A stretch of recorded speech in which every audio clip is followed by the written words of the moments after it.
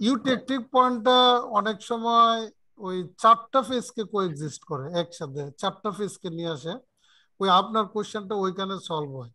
চারটা ফেজ কি হিসাবে, আমি যদি একটা ছবি আঁকি তাহলে আর একটা সুন্দর একটা আইডিয়া হবে।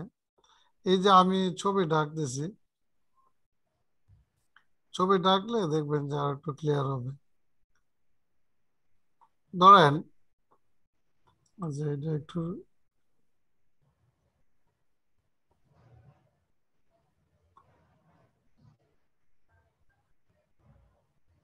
এই এটা এটা হচ্ছে একটা ইউটেকটিক ফেজ ডায়াগ্রাম। এইখানে একটা পয়েন্ট আছে, যে পয়েন্টটাকে আমরা বলি ইউটেকটিক পয়েন্ট। এই একটু আসতেছে, এক মিনিট। এই যে এই পয়েন্ট হচ্ছে ইউটেকটিক পয়েন্ট। তো এই জায়গাতে কমপ্লিটলি সলিড থাকে, আর এই জায়গায় কমপ্লিটলি লিকুইড থাকে। এখন তারপরে এর উপরে যদি যান তাহলে হয়তো আপনি ওই তার গ্যাসিয়াস ফর্মটা পাবেন। এই যে জায়গাটা, এই যে আমি যদি ক্রস দিয়ে দেখাই, এইখানে তারা কোএক্সিস্ট করে একসাথে, সলিড লিকুইড। এখন ধরেন এগুলা এগুলা হয় মানে এক্স্যাক্টলি ওইভাবে রিমুভ হয় না, কিন্তু এখানে একটা পয়েন্ট আসলে ওই পয়েন্টটা পাওয়া যায়। তো বিভিন্ন ধরনের ওই ওই যে আমি কোএক্সিস্টিং এর কারণে শার্প পয়েন্ট পাওয়া যায় না। এইটা স্যার একটা, এটা কি এক্সপেরিমেন্টালি কি পাওয়া যায় স্যার, নাকি শুধুমাত্র থিওরিটিক্যালি? এটা ওয়াটারের ক্ষেত্রে ইউটেকটিক পয়েন্ট এক্সপেরিমেন্টালও পাওয়া যায়। হ্যাঁ, পাওয়া যায়, মানে সবার ক্ষেত্রে না, কিছু কিছু সিস্টেম কমপ্লিটলি দিতে পারে। আর পানির ক্ষেত্রেও এটা পাওয়া যায়, পানির ক্ষেত্রে ট্রিপল পয়েন্টটা পাওয়া যায়। তবে আমি বলি এক্সপেরিমেন্টালি যেটা করে তারা, ওরা হচ্ছে ওই ওই প্রজেকশন থেকে নেয়। আপনি যদি ওই ওয়াটারের মেইন ফেজ ডায়াগ্রামটা দেখেন, যেটা তারা এক্সপেরিমেন্ট করে পায়, এটা হচ্ছে এরকম টাইপের। ধরেন আমি একটা ছবি আঁকলে বুঝতে পারবেন, আপনার কথা ঠিক যে এক্স্যাক্টলি ওইভাবে আমরা ইয়ে করি না। এই যে ধরেন আমি যদি এই টেম্পারেচার হিট করি, হ্যাঁ, এটা হচ্ছে আমার হিটিং রেট, এটা হচ্ছে আমার রেট আর কি। তো এই অ্যাক্সিসটা, তাহলে এই হিট ফ্লোটা কিরকম হয়, এরকম আস্তে আস্তে আস্তে আস্তে আস্তে আস্তে নেমে যে জায়গায় ফেজ ট্রানজিশনটা হয়, এই জায়গাটা আস্তে আস্তে ডাউনে, আবার উঠেও আস্তে আস্তে। কিন্তু এই যে এক্সাক্ট কিন্তু হচ্ছে না, ঠিক না? এরকম। তাহলে এটা ধরেন, এটা হচ্ছে ধরেন আইসের দিক, এটা ধরেন পানির সাইড। তো এক্স্যাক্টলি এই পয়েন্টটা পাওয়া মুশকিল হয়। কারণটা কি, আপনার এক্সপেরিমেন্টাল কিছু লিমিটেশন আছে। আপনি যে ওই তাকে যে হিট দিচ্ছেন, কত স্লো হিট দিবেন। হ্যাঁ, ওই একটা সিস্টেম, একটা ফেজ ট্রানজিশন পয়েন্ট যেটা ধরেন ওয়াটারের ক্ষেত্রে কত, 0 ডিগ্রি, 0 ডিগ্রি। আপনি তো ওই এটাকে হিট করতে হবে। তো হিট করতে গেলে তো এটা গ্রেটার দেন 0 হইতে হবে, হইতে হবে না? অবশ্যই গ্রেটার দেন 0 হইতে হবে র্যাম্পটা যেটা। তাহলে সে 0.01 বা সে 0.05 র্যাম্প, ওই যে হিটিং রেট যেটা। তো সেই কারণে হয় কি, ওইটা এক্স্যাক্টলি পাওয়া যায় না। তখন থিওরিটিশিয়ানরা করে কি, এই জায়গার মধ্যে এসে ডেল্টা ফাংশন দিয়ে ফিট করে, ফিট করে এই ইয়ার পয়েন্টটা বের করে ফেলে। আর থিওরিটিক্যালি আপনি ডাইরেক্টলি পেয়ে যাবেন। হ্যাঁ, ডাইরেক্টলি পেয়ে যাবেন থিওরিটিক্যালি, কারণ থিওরি তো আপনার হাতে, আপনি ডিফাইন করতেছেন থিওরি। তো আর এক্সপেরিমেন্টালি হালকা একটু সমস্যা হয়, কিন্তু বাকিটা ওই ফিটিং টিটিং করে তারা বের করে ফেলে। তো এই কারণে মোটামুটি কিছু কিছু সিস্টেমের ক্ষেত্রে শার্প তারা যেতে পারে। আর এই যে আমি একটা, এটা হলো হিট ফ্লো, এই জায়গাটা হচ্ছে হিট ফ্লো, কিউ। হ্যাঁ, হিট এই জায়গা। আর এই জায়গা হচ্ছে র্যাম্প, ডিটি বাই ডিটি আর কি, টেম্পারেচার র্যাম্প। র্যাম্প হচ্ছে টি মানে টেম্পারেচার, স্মল টি হচ্ছে আপনার টাইম আর কি। তাহলে এইটা হচ্ছে র্যাম্প। তো আপনি কত, ডি টি ডিভাইডেড বাই, এই এক্সপেরিমেন্ট গুলো আমি করছি। হ্যাঁ, মানে আমি একদম জানি কিভাবে এটা বের করতে হয় ফেজ ডায়াগ্রামে। মানে আমার কাজটাই ছিল phase phase transition phase diagram. তো যাই হোক, আমি এখান থেকে স্টার্ট করলাম। তো এইগুলা এইভাবে বের করা যায় এক্সপেরিমেন্টালি, অনেক ক্লোজ করা যায়। বাট কিছু হেল্প লাগে আর কি, স্মুথের জন্য, স্মুথ। তো এনিওয়ে, আমরা ফেজ ট্রানজিশনের কি পয়েন্টস গুলাতে চলে যাই। থ্যাংক ইউ স্যার, হ্যাঁ, ওয়েলকাম। তো এই মুহূর্তে হচ্ছে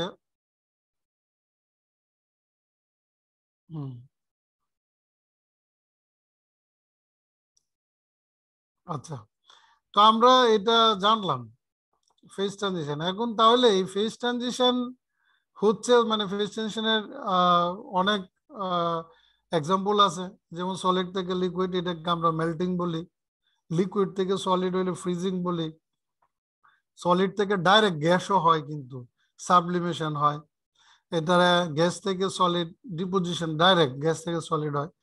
কিছু কিছু জায়গায় কি হচ্ছে এখানে, এখানে সিমেট্রি ব্রোক করে, কারণ সলিডের তো একটা সিমেট্রি আছে বা তার একটা স্ট্রাকচার আছে। তো এই কারণে সিমেট্রি ব্রোকেন বাকিগুলো। আর কিছু কিছু জায়গায় যেমন লিকুইড থেকে গ্যাস সিমেট্রি ব্রোক না হইলেও হয়, ওই একটা মেথড দিয়ে করা যায় বা আমরা দেখব এই জিনিসগুলা। তারপরে গ্যাস থেকে লিকুইড আছে, গ্যাস থেকে প্লাজমা স্টেট আছে, প্লাজমা থেকে গ্যাস আছে। এগুলার এক একটা নাম আছে, melting, freezing, sublimation, deposition, vaporisation, condensation, ionisation. এই যে কন্ডেনসেশনটা, এইটাই হচ্ছে বোজ-আইনস্টাইন বা আমরা বিইসি যেটা বলি, বোজ-আইনস্টাইন কন্ডেনসেশন এখানে পড়ে। তো এগুলাতে আমরা যাব, সেই কারণে ভাবছি এটা একটু পড়ি। তো ফেজ ট্রানজিশন কয় রকমের হতে পারে এটা আমাদের একটু জানা দরকার আছে। যেগুলো হচ্ছে ইনভলভ থাকে লেটেন্ট টিন্ট, লেটেন্ট টিন্ট আর কি, ওই যে বরফ, পানি হয় বা আপনার পানি বাষ্প হয়, এগুলো লেটেন্ট টিন্ট ইনভলভ থাকে। আবার কিছু কিছু ট্রানজিশন আছে যে স্ট্রাকচারাল ইনফরমেশন, স্ট্রাকচারাল থেকে বোঝা যায়। তো লেটেন্ট টিন্ট ইনভলভ ছাড়া আর কি, এই যে based on the discontinuity of various thermodynamic potential, তো ওইখান থেকে বোঝা যায়। তো এইগুলো হচ্ছে থার্মোডাইনামিক। তারপরে হচ্ছে এখানে আমরা আবার বলি তার দুইটা, first order phase transition, second order. যে সেকেন্ড টাইপ যেটা উইদাউট লেটেন্ট, যেটা থার্মোডাইনামিক পটেনশিয়াল ইনভলভ, সেখান থেকে আমরা ফার্স্ট অর্ডার, সেকেন্ড অর্ডার আপনার নাম শুনছেন। তো ফার্স্ট অর্ডারটা কি? তো ফার্স্ট অর্ডার ফেজ ট্রানজিশন হলো যে থার্মোডাইনামিক পটেনশিয়াল গুলো কি কি দেখেন এখানে আছে, আমরা এর আগের ক্লাসে দেখছিলাম এনথালপি, তারপরে দুইটা ফ্রি এনার্জি, একটা হলো গিবস ফ্রি এনার্জি, আর একটা হলো হেলমস ফ্রি এনার্জি। তো আর হচ্ছে এনথালপি, আর একটা ছিল ইন্টারনাল এনার্জি। এগুলো হচ্ছে থার্মোডাইনামিক পটেনশিয়াল। তো এই থার্মোডাইনামিক পটেনশিয়াল চেঞ্জ হবে, ঠিক না, উইথ রেসপেক্ট টু টেম্পারেচার অথবা pressure, what ever it is. তো the phase transition in which the first derivative of any thermodynamic potential exhibits a discontinuity. তো discontinuity আমি দেখাচ্ছি at the transition point, তাহলে এটা আমরা is called first order phase transition। কি? ওই যে থার্মোডাইনামিক পটেনশিয়াল গুলোর ফার্স্ট ডেরিভেটিভের ডিসকন্টিনিউটি থাকবে। মানে আমরা তো ফাংশনটা কন্টিনিউয়াস, হঠাৎ করে কমে গেল বেড়ে গেল, এটাকে আমরা বলি ডিসকন্টিনিউয়াস আর কি। মানে আমরা যেটাতে ইউজ টু না, হঠাৎ করে একটা ভালো চেঞ্জ, একটা শার্প চেঞ্জ কোন একটা পয়েন্টে, তো এটাকে আমরা বলি ডিসকন্টিনিউটি। তো first order phase transition means thermodynamic potential গুলোর ফার্স্ট ডেরিভেটিভ ডিসকন্টিনিউয়াস হয়ে যাবে। সো আমরা এটা তখনই বলে ফেলবো সে ফার্স্ট অর্ডার। তো এইখানে আমরা পরে দেখবো। আচ্ছা, সেকেন্ড অর্ডারে আসি। সেকেন্ড অর্ডার হচ্ছে the phase transition in which second derivative of any thermodynamic potential exhibits discontinuity।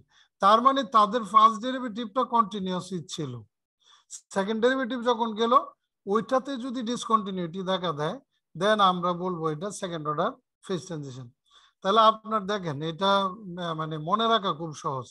First derivative discontinuous means হচ্ছে ফার্স্ট অর্ডার, আর সেকেন্ড অর্ডার ডিসকন্টিনিউয়াস মিনস হচ্ছে মানে সেকেন্ড ডেরিভেটিভ ডিসকন্টিনিউয়াস মানে second order phase transition. So they are very মানে easily মনে রাখার মতো। তো এখন ধরেন এইখানে ধরেন এই যে উপরে আমরা ফার্স্ট ডেরিভেটিভ কি কি প্রপার্টি শো করে, এখানে দেখেন একটা এনট্রপি, এনট্রপি তারপরে ভলিউম বা ডেনসিটি, এগুলা হচ্ছে ডিসকন্টিনিউয়াস।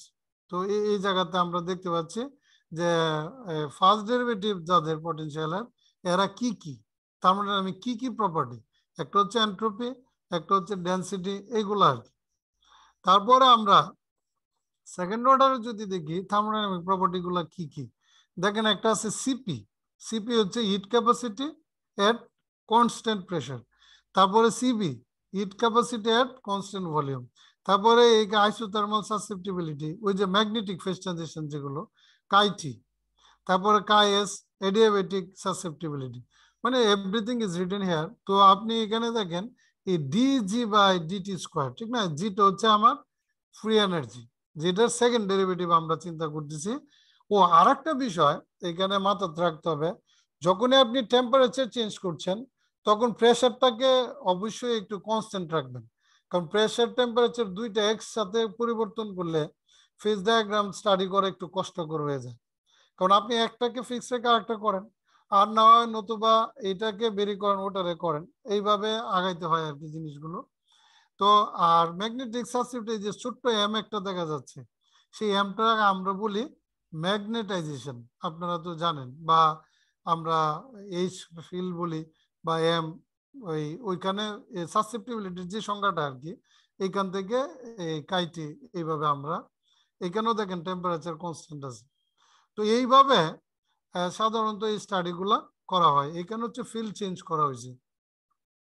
তো যখনই এদের ডিসকন্টিনিউটি আমরা সেকেন্ড অর্ডারে দেখবো, তখন আমরা দেখবো হচ্ছে মানে সেকেন্ড ডেরিভেটিভে দেখবো, দেন আমরা সেকেন্ড অর্ডার ফার্স্ট অর্ডার। তো এই জিনিসগুলো মনে রাখা খুবই সহজ। তো অর্ডার প্যারামিটারটাই কি, অর্ডার প্যারামিটার, এই যে অর্ডার নিয়ে আমরা চিন্তা করতেছি, এই অর্ডার প্যারামিটার, অর্ডার গুলা জিনিসটা কি? Order parameter is very simple. Order parameter ধরেন এমন একটা প্রপার্টি যেটা একটা ফেজে অনুপস্থিত, আর একটা ফেজে সে নতুন করে আবির্ভাব হইল, তার মানে সেই জিনিসটা আমরা বলছি অর্ডার প্যারামিটার। ধরেন সলিডে নাই, লিকুইডে একটা নতুন প্রপার্টি পেয়ে গেছেন, যেটা মানে ওই ওই প্রপার্টিটা ওইখানে ছিলই না, আর এইখানে আইসা নতুন করে তার এই অর্ডার একটা নতুন প্রপার্টি সে শো করলো। সো অর্ডার প্যারামিটার হচ্ছে কোনো একটা জিনিস যদি এরকম ওইখানে অ্যাবসেন্ট বাট অন্য ফেজে উপস্থিত, সেটাকে আমরা বলি অর্ডার প্যারামিটার।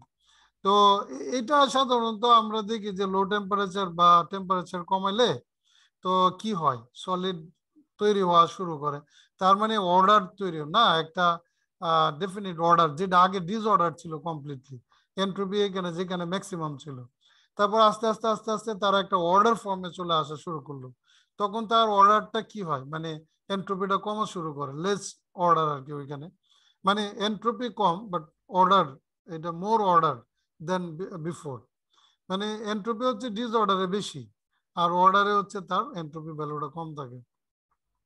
তো এই যে আমরা এই জিনিসগুলা একটু দেখলাম, এখন হচ্ছে একটু, কারণ আমরা একটু ফার্স্ট যাই না এলে আবার তো এখানে কিছু কি পয়েন্টস আছে। ফার্স্ট অর্ডার ফেজ ট্রানজিশন কখন বলি, সেকেন্ড অর্ডার কখন বলি? তো ফার্স্ট অর্ডার হচ্ছে first derivative of thermodynamic potential suffers discontinuity, আর on the other hand second order phase transition is the second derivative of thermodynamic potential suffers discontinuity. তারপরে first order phase transition হচ্ছে latent হিটের সাথে connected, latent heat, সুপ্ত তাপ। আর on the other end second order phase ট্রানজিশনে এই ধরনের লেটেন্ট হিটের কোনো কনসেপ্ট দরকার পড়ে না। আর অর্ডার প্যারামিটার এখানে is discontinuous at the phase transition. Discontinuous মানে কি, ওই একটা ফেজে আসলে সে থাকেই না, নতুন করে তার স্টার্টিং হয়। তো এইটা অবশ্যই এখানে নিচে লেখা আছে, old and new phase coexist simultaneously, একসাথে কোএক্সিস্ট করতে পারে এখানে।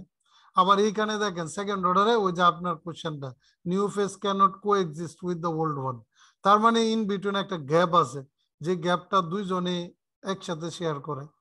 তো এখানে symmetry way or may not be broken, আর এখানে must be broken, second order phase ট্রানজিশনে মাস্ট বি ব্রোকেন, ঠিক আছে? তাহলে এই হচ্ছে আমাদের কিছু, হ্যাঁ, এই কিছু আছে আপনার, একটা পার্থক্য মোটামুটি first order phase transition second order phase ট্রানজিশনের, বা কি পয়েন্টস গুলো এখানে আমরা অনেকটা বলতে পারি যে একটা পার্থক্যর মতো, ঠিক আছে? তো এটা আমরা কিছুটা দেখলাম, এটা আমাদের অনেক সময় দরকার পড়তে পারে। আচ্ছা, তারপর আমি আরেকটা এগিয়ে যাই। এইখানে হচ্ছে আমি কয়েকটা জিনিস দেখাচ্ছি।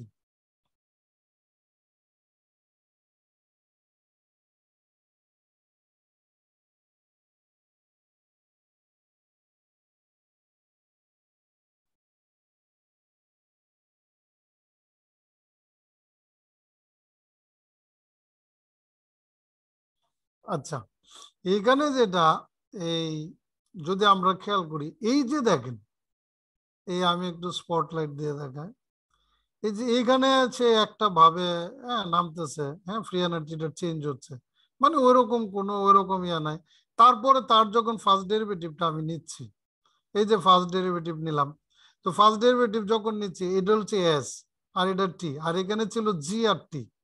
তো ফার্স্ট ডেরিভেটিভ যখন নিচ্ছি এটা হলো এন্ট্রপি না, ডিজি বাই ডিটি হচ্ছে যদি প্রেসার ফিক্স রাখি তাহলে এন্ট্রপি, ওই থার্মোডাইনামিক পটেনশিয়াল থেকে এটা আসে, এটা থার্মোডাইনামিক্স ছিল।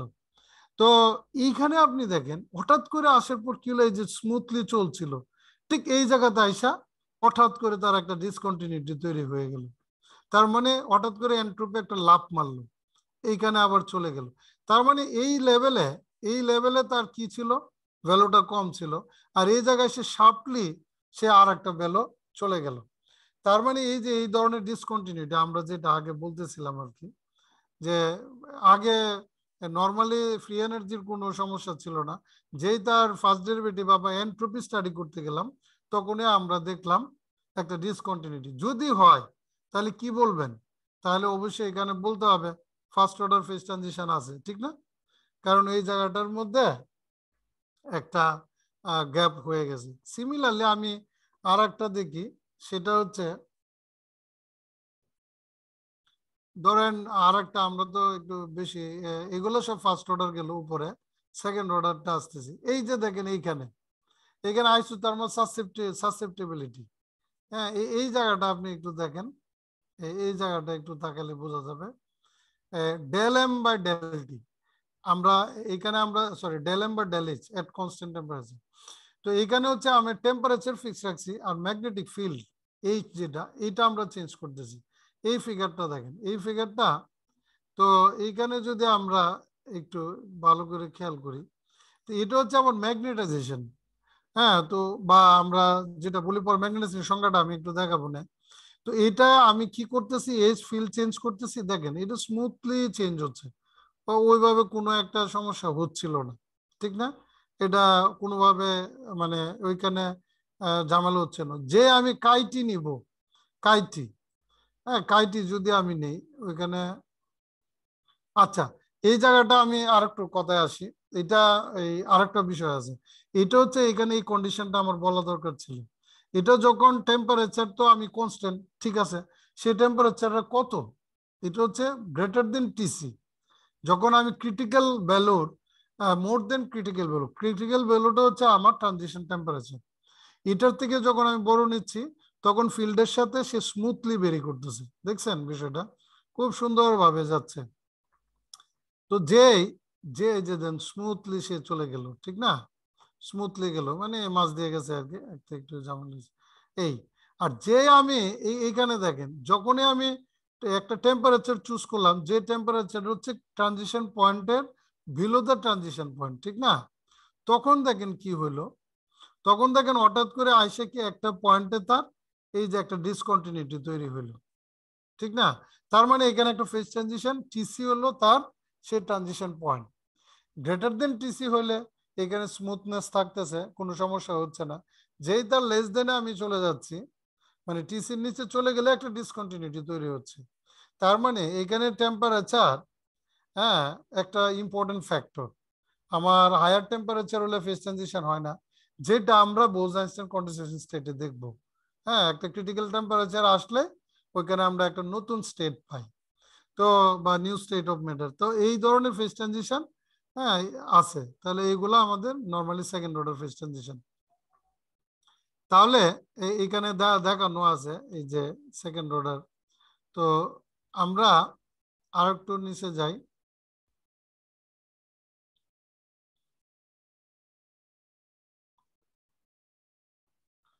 তো ডিসকন্টিনিউটি কন্টিনিউটি এগুলা ম্যাথমেটিক্যালি কিছু এক্সপ্লেনেশন আছে, যেগুলো আমরা শুরুতে যে পেজ 2-তে বলে আসছিলাম। এই যে ভলিউমের মানে চেঞ্জ হতে পারে, এনথালপির চেঞ্জ, এনট্রপির চেঞ্জ, ওই যে এই ছবিগুলো আমরা দেখছি, এখানে তার ম্যাথমেটিক্যাল ডেরিভেশনটা আছে।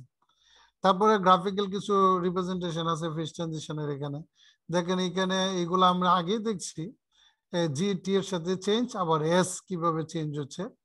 তারপরে নিচে আরো আছে তো এইখানে সব জায়গায় ম্যাগনেটাইজেশনের সংজ্ঞাটা আমরা একটু বলতে চাচ্ছিলাম।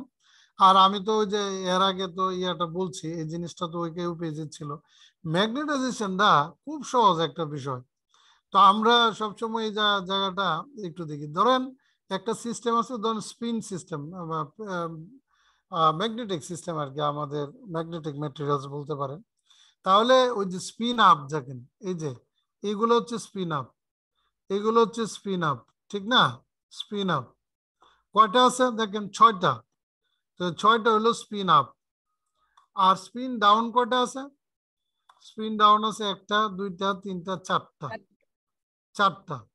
তাহলে সংজ্ঞাটা কি? ম্যাগনেটাইজেশনের সংজ্ঞাটা হচ্ছে এই 6 up spin minus down spin divided by total spin.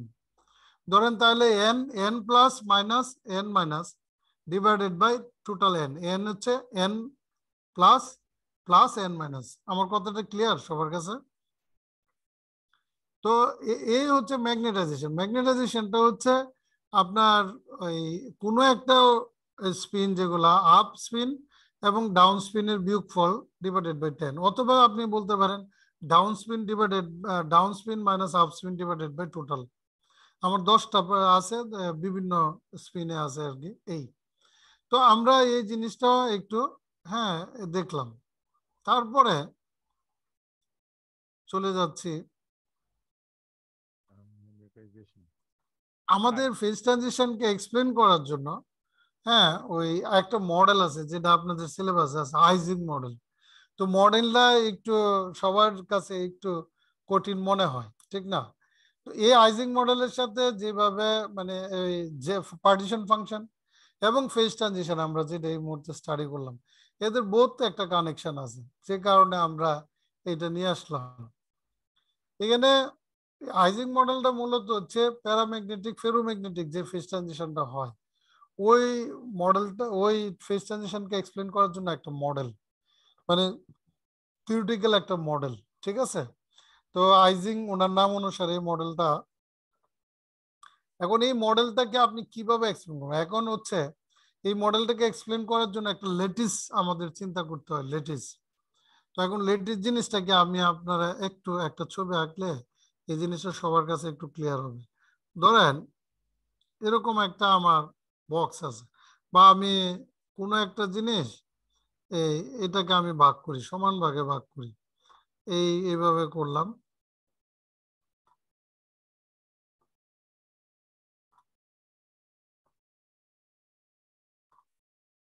ধরেন এরকমই, হ্যাঁ একটু তো কম বেশি হবে হাতের যেহেতু ইয়ে।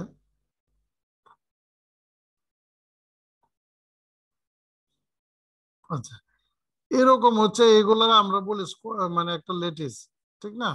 4x4 হইতে পারতো, এটা হচ্ছে একটা লেটিস। এখন আপনি বলেন যে এই সিস্টেমে আমরা যে একটা লেটিস নিয়ে চিন্তা করি, কেন আমরা লেটিস কনসেপ্টটা আমরা আনি? এর একটা ভালো একটা ব্যাখ্যা আছে।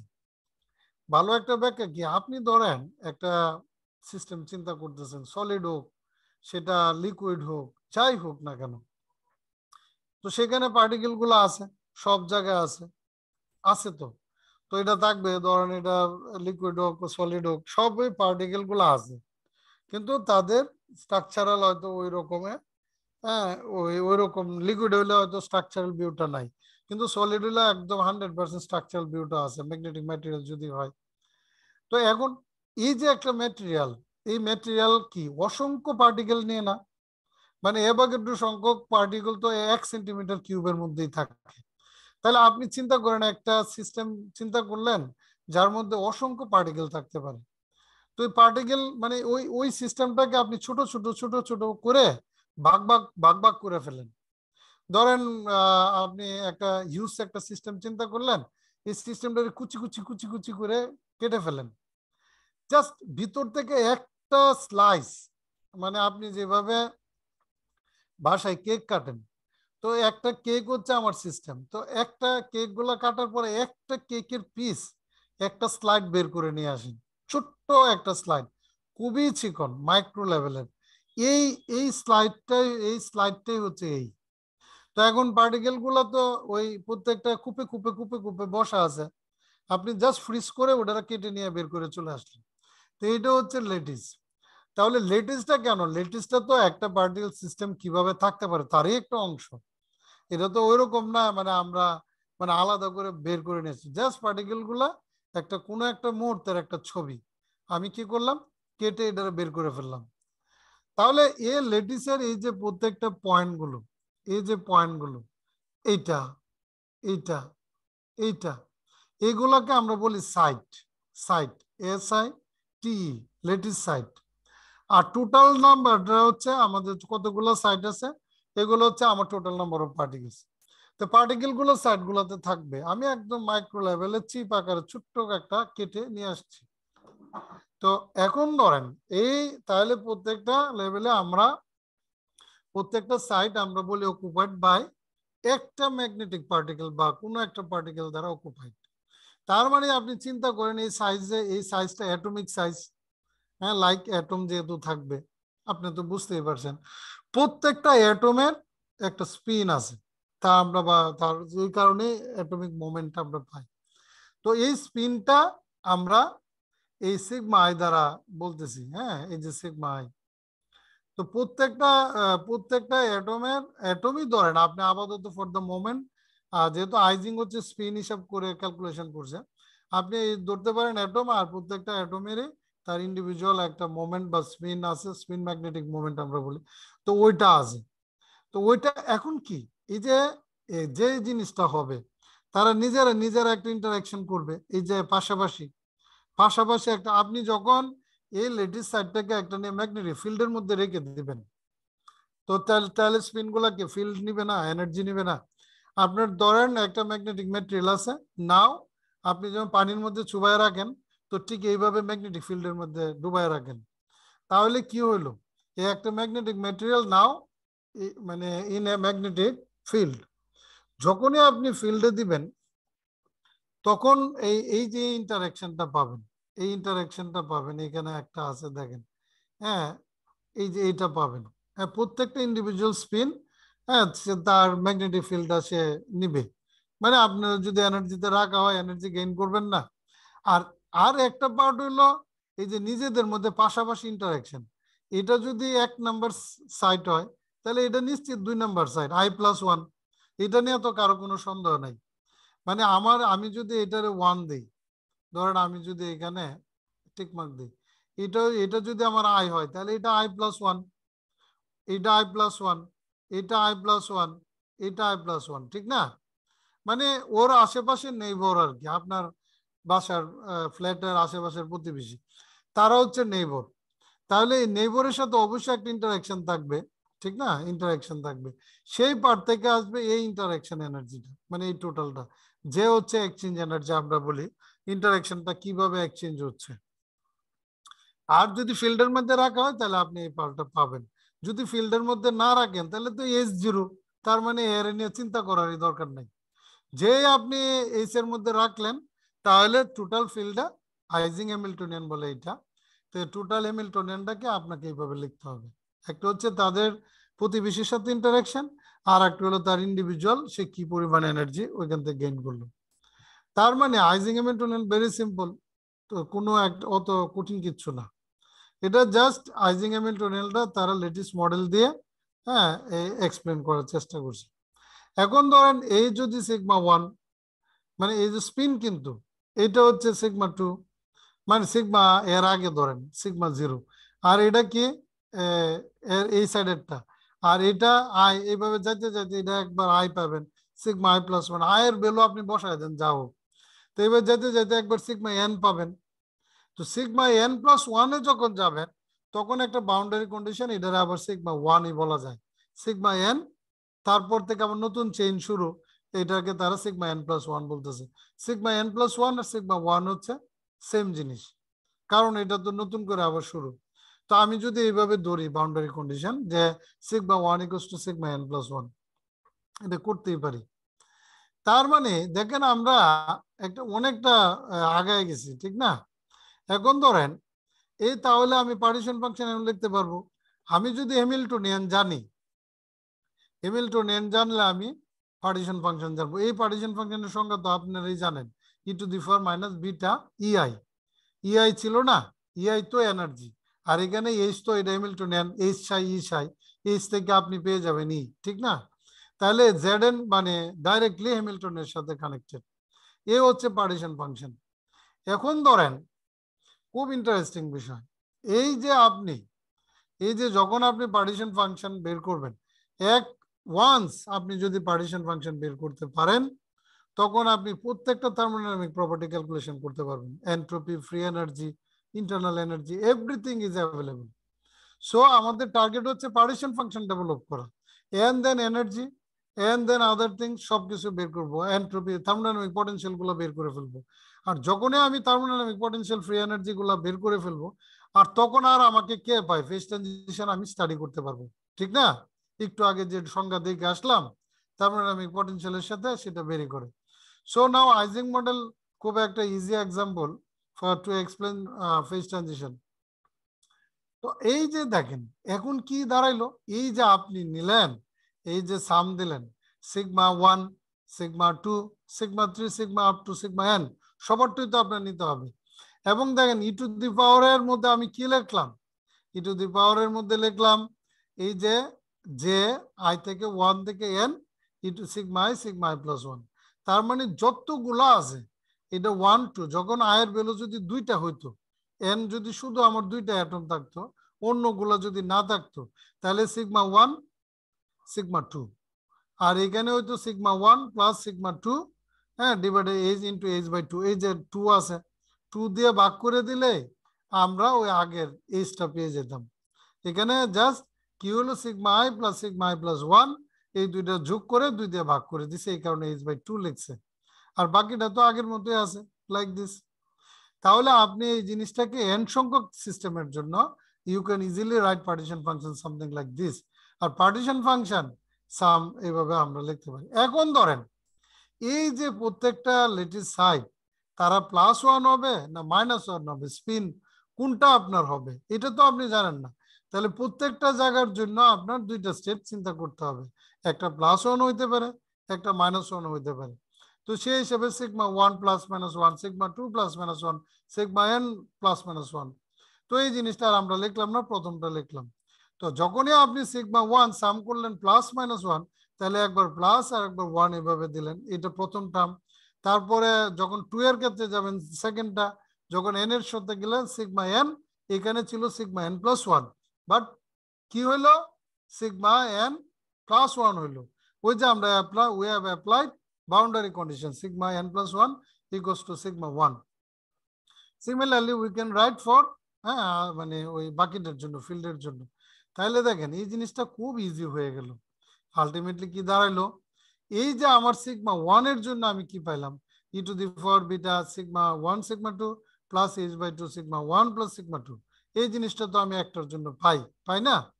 এখন এই জিনিসটা কি, এই যে সিগমা 1 ই টু দি পাওয়ার, এই যে জিনিসটাকে সিগমা 1 সিগমা 1 টি সিগমা 2 এইভাবে লেখা যায়। এখানে টি কি, টি একটা আমাদের ম্যাট্রিক্স, বা আমাদের ট্রানজিশনকে এক্সপ্লেন করার জন্য সিগমা 1 থেকে সিগমা 2 তে যাওয়ার জন্য একটা আমাদের নতুন ফাংশন এখানে চলে আসলো। এখন ধরেন এই যে মনে করেন একটা আমি উই হ্যাভ জাস্ট ডিফাইন, হ্যাঁ, আমরা জাস্ট বললাম লেট দিস। এখন ধরেন এই যে আপনি সিগমাটি সিগমা 1 এভাবে দিলেন, তাহলে সিগমা 1 এর জন্য, সিগমা 2 এর জন্য, সিগমা এন এর জন্য কি হবে, সিগমা 1 টি সিগমা 2, পরেরটা হবে সিগমা 2 টি সিগমা 3, এর পরেরটা হবে dot dot dot sigma N T sigma 1 লাস্টেরটা। তাহলে বাকিগুলো এই যে সিগমা 2 আর সিগমা, এই যে এইটা হচ্ছে কোয়ান্টাম মেকানিক্স, এটাকে বলে কমপ্লিটনেস থিওরেম। এটা আপনাদের জানার কথা।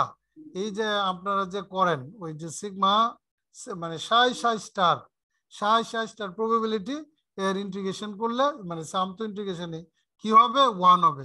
তাহলে কমপ্লিটনেস থিওরেম থেকে আমরা এই জিনিসগুলো আমরা বের করতে পারি। তাহলে ফাইনালি কি হলো, sigma 1 T two the power N sigma 1। তাহলে প্রত্যেকটা জায়গা থেকে আমরা একটা টি একটা আমরা পাইলাম, সেই টি থেকে লাস্টে আমরা পাইলাম এই। তাহলে পার্টিশন ফাংশন, হ্যাঁ, পসিবল কম্বিনেশন যদি আপনি যদি চিন্তা করতে পারেন স্পিনের ক্ষেত্রে, +1 +1 যদি দুই সাইডের স্পিন হাফ আপ হয়, যদি একটা আপ হয় আর একটা যদি মাইনাস হয় মানে উল্টা দিকে হয়, তাহলে হবে এই পসিবল কম্বিনেশন কি কি হতে পারে। আর -1 +1 হতে পারে, -1 -1 হতে পারে। তো those are the possible combination.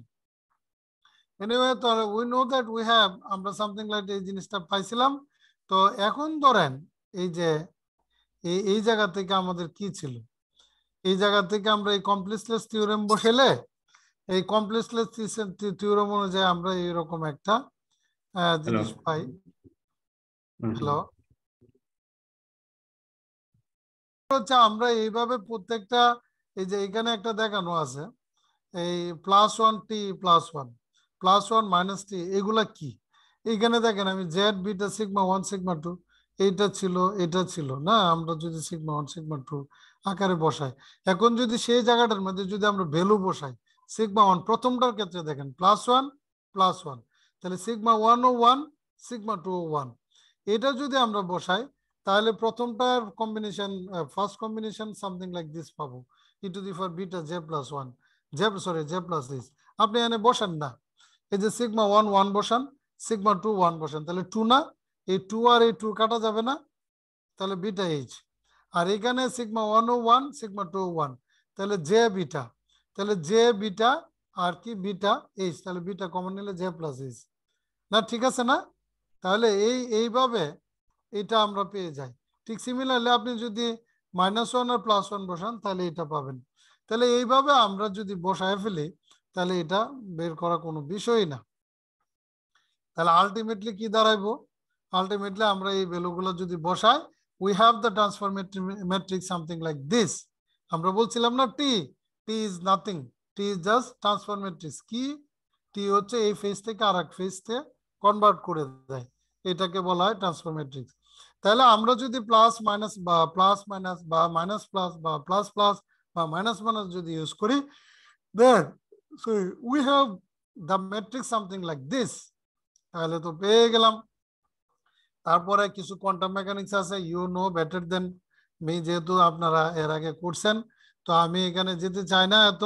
ওই আইগেনভ্যালু ইকুয়েশন আর কি, আইগেনভ্যালু ইকুয়েশনের মাধ্যমে উই ক্যান সলভ ওই ট্রান্সফার ম্যাট্রিক্সটি, তার ইয়ে দিয়ে ডিটারমিনেন্ট বের করতে পারি।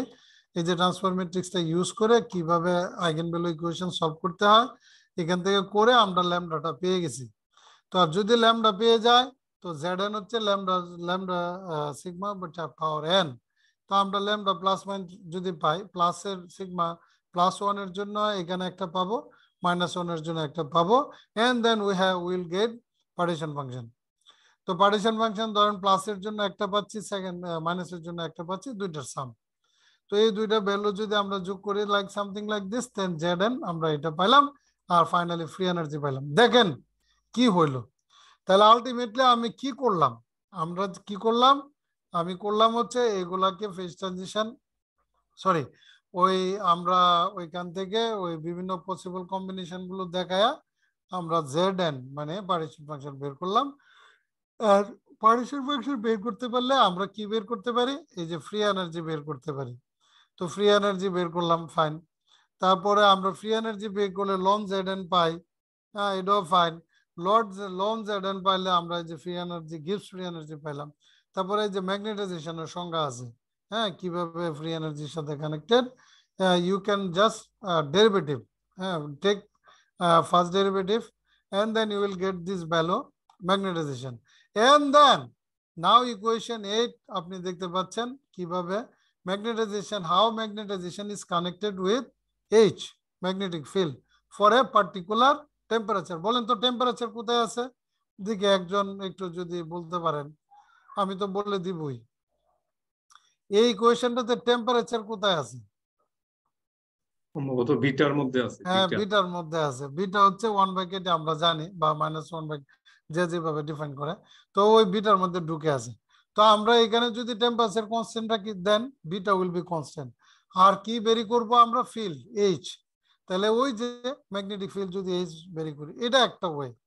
তাহলে ধরেন তাহলে আমরা তো একটা এম এর সাথে এইচ এর একটা ভেরিয়েশন পেয়ে গেলাম ফর এ পার্টিকুলার টেম্পারেচার, ঠিক না? কোনো একটা টেম্পারেচারের সাথে সাথে আমরা এটা দেখতে পারি। সেই কারণে এমটাকে এভাবে লেখা হয়েছে, দেখেন এমটাকে লেখা হয়েছে M is a function of both temperature and H, কারণ এটা তো শিওর আপনি যদি বিটা চেঞ্জ করেন মানে টেম্পারেচার চেঞ্জ করেন তাহলে বিটা চেঞ্জ হবে, বিটা চেঞ্জ হলে এম চেঞ্জ হবে, right? On the other hand H যদি চেঞ্জ করি তাও তো আমার এম চেঞ্জ হবে, so M is function of both T H. এখন ধরেন আমি যদি গ্রাফগুলো আঁকি, এখানে আর এটা আমি আগে দেখাইছি, সো এখানে আর আপনার আর যেতে হবে না। তো এই যে আমরা যে কিভাবে এন্ট্রপি ক্যালকুলেশন করতে পারি আলাদাভাবে, ওই যে ম্যাগনেটাইজেশন যেভাবে n প্লাস এর মাইনাস ক্যালকুলেশন করে এভাবে করা যায়। তো আমরা যদি এন্ট্রপি দেখতে পারি, সরি তারপরে এন্ট্রপিতে ইন্টারঅ্যাকশন টার্ম আমরা ক্যালকুলেশন করতে পারি ওই ইন টার্মস অফ এইভাবে, এই আমরা সবাই এখন জানি। তো এইখান থেকে একটা ফর্মুলা ডেরাইভ করা যায়, ব্র্যাগ উইলিয়াম ফর্মুলা, এটা ফেজ ট্রানজিশনের একটা ফর্মুলা এক্সপ্লেন করে। তো এই আমি একটু ডাইরেক্ট গ্রাফে চলে যাই, ইকুয়েশন গুলো ইজিলি আন্ডারস্ট্যান্ডেবল, এখানে কোনো আশা করি কোনো সমস্যা না। আর আদারওয়াইজ যদি ফিল করেন যে এখানে কোনো প্রবলেম আছে দেন আমাকে বললে আমি একটু বলে দিব। এই ইকুয়েশনটা দেখেন, এই কয়েকটা ইকুয়েশন সলভ করার পর আমরা আসছি এই পর্যন্ত, এটাকে বলে ট্রান্সিডেন্টাল ইকুয়েশন। এটা ট্রান্সিডেন্টাল ইকুয়েশন কেন 7? এটার মেন উদ্দেশ্য, এটা ট্রান্সিডেন্টাল বিকজ এটাকেও আমরা প্লট করব, আবার এই রাইট হ্যান্ড সাইডে যে এম আছে এটা, এই দুইটা জিনিসে আমরা প্লট করব, সেই কারণে এটাকে ট্রান্সিডেন্টাল ইকুয়েশন বলে।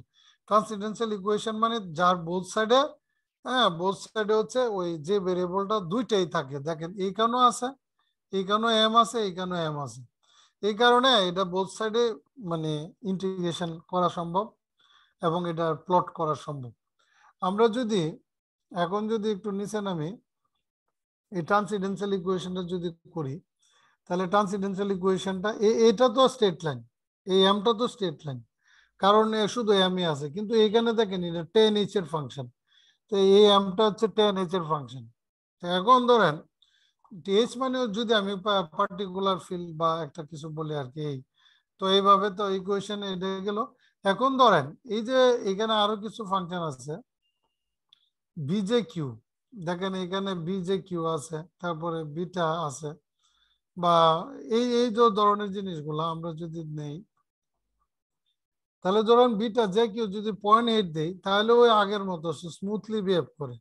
আর যখন বিজে কিউর ভ্যালুটা আমরা 10h beta beta J Q মানে ওইভাবে রাখি যদি 10h, এবং বিটা জে কিউ যদি 2 এর মতো ভ্যালু হয়, তাহলেই দেখেন এইখানে একটা আসে আর ওইখানে আর একটা আসে।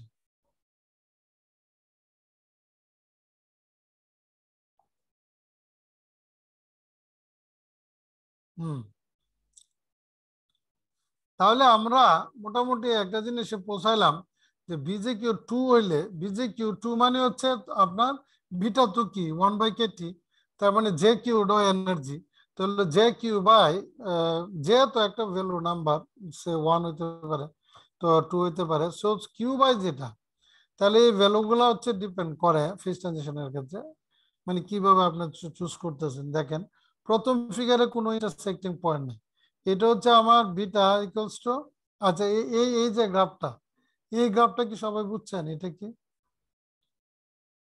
এই গ্রাফটা হচ্ছে আমার লেফট হ্যান্ড সাইড, ওই যে এম ছিল যেটা, আর এই যে Y M equals to M left hand side, আর এই গ্রাফটা কি, এই গ্রাফটা হচ্ছে ওয়াই টু এম 10h, মানে ওই আমি দুইটা বললাম আর কি, আমার রাইট হ্যান্ড সাইড এটা, তার মানে দেখেন রাইট হ্যান্ড সাইড, তাহলে এরা হচ্ছে এই পয়েন্টে মিট করলো।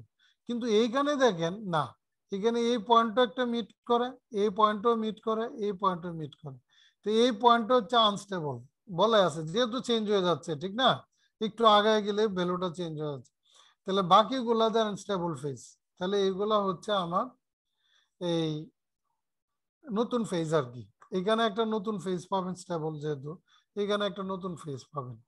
তো এইভাবে এই এই জিনিসটা ব্যাখ্যা করা যায় ফেজ ট্রানজিশনটা এই আইজিং মডেল দিয়ে। বাম দিকের এই যে 0 পয়েন্ট বরাবর যেটা কাট করছে একটা বিন্দু, সেটা তো স্টেবল, আর ডান দিকে এটা আবার আনস্টেবল দেখানো হচ্ছে, বিন্দু দুইটা তো ইকুইভ্যালেন্ট। এই জায়গা হ্যাঁ বুঝতে পারছি, এই জায়গাটাতে হচ্ছে বিজে কিউ 0.8, 0.8, আর তখন হচ্ছে এই জায়গাটা স্টেবলই ছিল, মানে এই ফুল গ্রাফেরই একটা পয়েন্ট সে ছিল। কিন্তু যখন আমরা বিজে কিউ 2 করে দিছি, বিজে কিউটা একটু দেখাই নিয়ে আসি, ওইটা আমার এই 7-এর মধ্যে আছে, এই যে এই ভ্যালুটা বিজে কিউ, ঠিক না, মানে বিটা আর কি, G beta G J G Q. তো এখন আমি এইবার আসেন, কিন্তু এই মুহূর্তে কিন্তু এই পয়েন্টটা স্টেবল নাই, এই পয়েন্টটা কিন্তু স্টেবল নাই, কারণ চেঞ্জ হয়ে যাচ্ছে না। এই যে এইখানে একটা আমরা রুট পাইছি, এইটা একটা রুট না, এটা তো রুট, দুইটা পয়েন্ট একসাথে মিলে গেছে, এই যে বাম পক্ষ আর ডান পক্ষ, এটা হচ্ছে আমার একটা রুট, আর এটা হচ্ছে আমার একটা রুট, আর এর তো অস্তিত্ব আমি পাচ্ছি না, কারণ ওই দুইটা রুটের মধ্যে এই রুট এখানে নাই, এখন এইটা আনস্টেবল হয়ে গেছে, মানে আপনি চেঞ্জ করলে ওইটা চেঞ্জ হয়ে যাচ্ছে, এই কারণে আর কি এই দুইটাতে ফেস পাবেন, এখানে একটা ফেস পাবেন, তারপরে এইখানে গিয়ে আবার একটা ফেস পাবেন, আর ইন বিটুইন আপনি পাচ্ছেন না, এই কারণে বলছে আর কি আনস্টেবল। মানে ফ্রি এনার্জি এখানে চেঞ্জ হয়, মানে একটা মিনিমাম এনার্জিতে চলে আসে, আর এইখানে এই দুইটা জায়গাতে পাওয়া যায়, এই কারণে এই মিডলটাকে এখানে আমরা বলছি আনস্টেবল। আর আগের বিষয়টা হচ্ছে এই সম্পূর্ণ সম্পূর্ণ মিলে আসলে স্টেবল, এই পয়েন্টটা দেখানো না, মানে এখানে কোনো নতুন ফেজই নাই, আমার কথাটা ক্লিয়ার বোঝা গেছে? সো যা আছে স্টেবল ফেজে, আর এইখানে হচ্ছে স্টেবল ফেজের মধ্যেই যেটা আনস্টেবল হয়ে গেছে, এখন আর সেই জায়গাটা স্টেবল নাই, আগে যেটা ছিল এইখানে স্টেবল তৈরি হয়েছে নতুন, এখানে স্টেবল হয়ে সে আবার নষ্ট হয়ে যাচ্ছে, এই আর কি। তো জি দুইটা পয়েন্টে আপনি ফেজটা পাচ্ছেন আর কি, দুইটা ভ্যালুর জন্য সে সত্য। যেমন ধরেন আমি যদি একটা ফাংশন দিয়ে বলি এফ এক্স স্কোয়ার সমান হচ্ছে, এক্স স্কোয়ার সমান হচ্ছে এক্স স্কোয়ার সমান হচ্ছে 4, তো রুট কয়টা, দুইটা রুট না, +2 রুট -2 রুট, তখনই আপনি এর সমাধান পাবেন, এছাড়া সমাধান পাবেন না। +2 হইলো ওই যে, মানে এক্স স্কোয়ার সমান 4, তাহলে এক্স হচ্ছে +-2, তার মানে তার রুট হচ্ছে দুইটা, হ্যাঁ সেই দুইটা ভ্যালুতে সেই তার স্টেবল আর কি, মানে সেই জিনিসটা আর কি। আর এইখানে ঠিক লাইক দিস, এটা ওই ওই সময় তার আমরা একটা ফেজ পাবো, আদারওয়াইজ তার প্যারেন্ট ফেজ আর কি, যেটা বর্তমানে এই ভ্যালুর সাথে এই ভ্যালুটা এটা হইলে আনস্টেবল হয়ে যায়, প্যারেন্ট ফেজটা, আমার ডটার ফেজটা তখন অ্যাক্টিভ। তাহলে এই পয়েন্টটা এখানে দেখানো প্রয়োজন কি, যেহেতু এটা এক্সিস্টই করছে না, এই পিজে কিউ যখন পয়েন্ট 2.0 হয় তখন তো আসলে এই পয়েন্টটা এখানে কোনো রুট বা ওইরকম কোইন্সাইডেন্স। না ওইটা ওই আগেরটারে বোঝানোর জন্য এখানে বলছিলাম যে ওইটার এখন স্টেবল সরে গেছে, জি এখন জি স্টেবল হচ্ছে এখানে চলে গেছে, আমার কথাটা জি ক্লিয়ার? জি জি জি ওই মানে এটা আগের আসলে এক্সাম্পলটারে বিজে জি কিউ জি মানে ওই 0.8 ছিল, পয়েন্টটা সরে গেছে জি। পয়েন্টটা সরে গেছে, এখন আর সেই এই জিনিসটাকে এই এই জিনিসটার চেঞ্জের কারণে এইখানে আর নাই সে, জি জি এখন বুঝতে এইখানে মুভ পেরেছি। করছে, এই কারণে তখন বলছি যে ওইটা আনস্টেবল, ঠিক আছে? তো আচ্ছা তাহলে আমরা এখান থেকে বেরিয়ে গেলাম, তাহলে দেখেন আইজিং মডেলটা কি করলাম, একটা সুন্দর মানে যতটুকু পারা যায় প্রপার ওয়েতে একটা ম্যাগনেটিক ম্যাটেরিয়াল কে আমি একটা মডেল দিলাম, মানে লেটিস মডেল দিয়ে প্রত্যেকটা পয়েন্টকে আমরা এক্সপ্লেন করার চেষ্টা করলাম, এবং প্রত্যেকটা পয়েন্ট থেকে তারপরে আমরা ম্যাগনেটাইজেশনের দিকে আসলাম, এবং আমরা দেখলাম আরে ম্যাগনেটাইজেশনটা হচ্ছে একটা ট্রান্সিডেন্টাল ইকুয়েশনের মতো হয়, লেফট হ্যান্ড সাইডেও থাকে রাইট হ্যান্ড সাইডেও থাকে, সেই কারণে এটাকে নিউমারিক্যালি সলভ করা খুব কষ্টকর হয়, করা যায় সলভ করা যায়, তখন গ্রাফিক্যালি আমরা গেলাম, নিউমারিক্যালও করা যাবে, একটা পয়েন্ট তো আমরা পাবোই সেট করলে এটা, তো আমরা গ্রাফিক্যাল সলিউশনটা দেখলে ইজিলি আন্ডারস্ট্যান্ডেবল, তো গ্রাফিক্যাল সলিউশন থেকে আমরা দেখলাম যে তার রুট আছে, এবং রুট আসা মানে স্টেবল ফেস আছে, এক্সিস্ট করে বা স্টেবল ফেস পাওয়া যায়, তো এইটাই হচ্ছে একটা মানে ফেজ ট্রানজিশন। তারপরে যে নিউমারিক্যাল সলিউশনটা এখন, মানে আমরা যেটা ইকুয়েশন 7 এর গ্রাফিক্যালটা দেখলাম, একটা নিউমারিক্যালি কিভাবে যাব, তো নিউমারিক্যালি গেলে আপনার কি করতে হবে, অ্যাপ্রক্সিমেশনে যেতে হবে, তো অ্যাপ্রক্সিমেশন মেথড গুলো দেখেন 10 ছিল, 10 ছিল না, ওই 10 এই ভিতরেরটাকে আমরা কি করলাম, এক্স ধরলাম, টেন তাহলে হাইপারবোলিক। হ্যাঁ তারপরে হাইপারবোলিক, তাহলে হাইপারবোলিক দিলাম, এই যে দেখেন এখন কি করলাম, আমাকে বাধ্য হয়ে এই সিরিজ এক্সপেনশনের বাকি পার্টগুলো বাদ দিয়ে দিলাম কেন? এই যে এই একটা কন্ডিশন আমরা বললাম, যখন এটা এই কন্ডিশন হবে এক্স এরকম হলেই তারপরে আমরা এটাকে সলভ করলাম, তাহলে অ্যাপ্রক্সিমেশন চলে আসলো। নিউমারিক্যালি এই আর কি একটা ঝামেলা, মানে গ্রাফিক্যালি সলভ করা অনেকটা ইজিয়েস্ট, আর নিউমারিক্যালি একটু এই। তাহলে এইভাবে আমরা এম ক্যালকুলেট করতে পারি, এম এর ভ্যালুটা আর কি, কোন এম এ এটা স্টেবল। ওই যে আমরা দেখালাম না গ্রাফে, কিন্তু এটা কিন্তু এম এর অ্যাক্সিস, ঠিক না? তাহলে এই এম যখন -1, এম যখন -1 স্টেবল, আবার এম যখন +1 তখন স্টেবল, ঠিক না? তাহলে ঠিক এই এম এর ভ্যালুটা আমরা এখানে বের করছি নিউমারিক্যালি, এম সমান এই।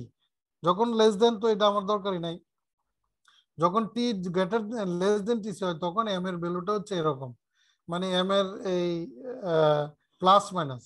তো এখানে আপনি জে কিউর ভ্যালুটা বসাইতে হবে, ওই যে আমি 2 বসাইছিলাম, বা জে কিউর সাথে কে টির ভ্যালুটা বসাইতে হবে, বসাইলে আমরা একটা ভ্যালু পাবো। তো ওই এম এর ভ্যালু +-1 এর কাছাকাছি পাবো, নট ইকুয়ালস টু 0।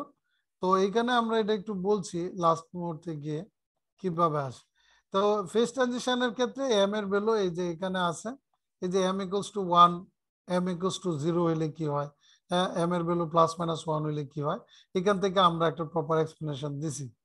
তো এইটা একটু দেখলে মানে এই জিনিসগুলো ক্লিয়ার হবে। তারপরে সাসেপ্টিবিলিটি আসলাম, আর সাসেপ্টিবিলিটি ডিসকন্টিনিউয়াস হইলে কি হবে, সেকেন্ড অর্ডার ফেজ ট্রানজিশন। তো এই ধরনের এখানে একটা ব্যাখ্যা আমরা নিয়ে আসছি, এবং এই যে দেখেন এই ছবিটা আমরা দেখাইছি যে টি ইকুয়ালস টু টিসি তে সাসেপ্টিবিলিটি, এটা হচ্ছে সাসেপ্টিবিলিটি, এখানে ডিসকন্টিনিউয়াস হয়। তো এই আর কি, তো এইভাবে ফেজ ট্রানজিশনটা এক্সপ্লেন করা যায়। তারপরে ফ্রি এনার্জি আছে, ফ্রি এনার্জির সাথে কিভাবে কানেক্টেড, ফ্রি এনার্জি যে টি গ্রেটার দেন টিসি হইলে কেমন, টি ইকুয়ালস টু টিসি হইলে কেমন, এই যে টি লেস দেন টিসি হইলে দেখেন এম নট আর এম পাওয়া যায়। হ্যাঁ, এইটা আমি দেখাইতে পারতাম যদি আমি নিউ প্লট থাকতো, হ্যাঁ নিউ প্লটের গ্রাফ আইকে আপনারা বুঝাইতে পারতাম। এই যে কোন ছবিটাতে, ফ্রি এনার্জির ছবিটাতে যায়, এইটা হচ্ছে আমার ফ্রি এনার্জি না।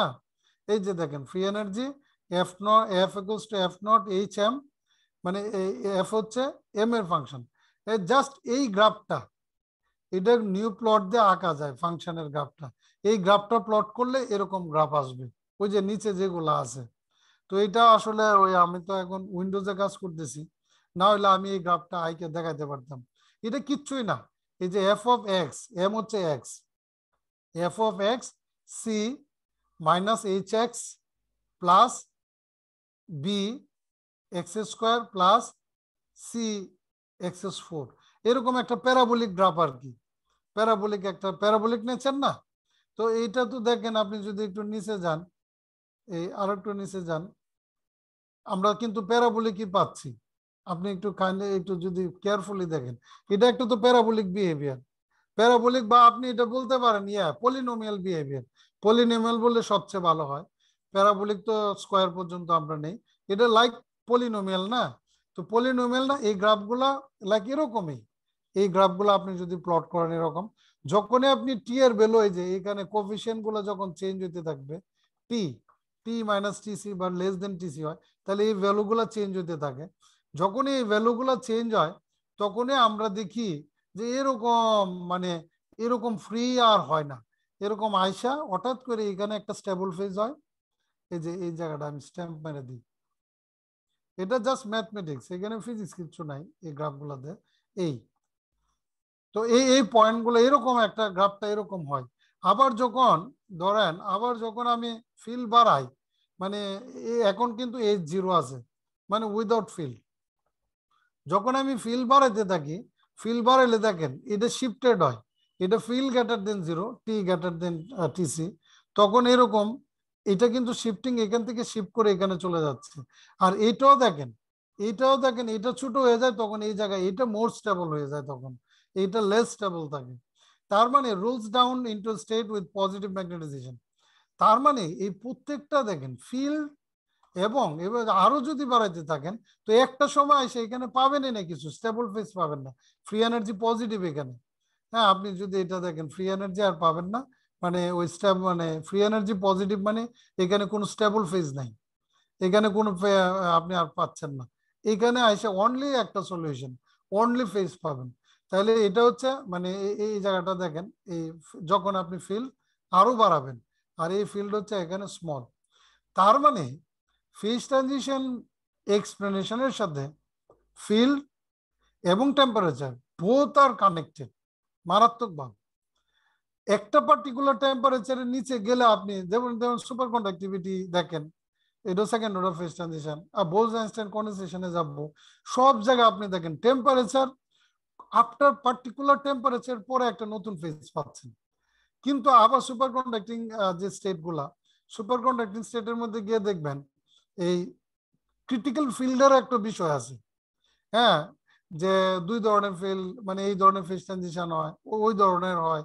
তার মানে বোথ ফিল্ড এবং টেম্পারেচার এই ফেজ ট্রানজিশনের সাথে সুন্দরভাবে কানেক্টেড, মানে নতুন একটা ফেজ তৈরি হয়।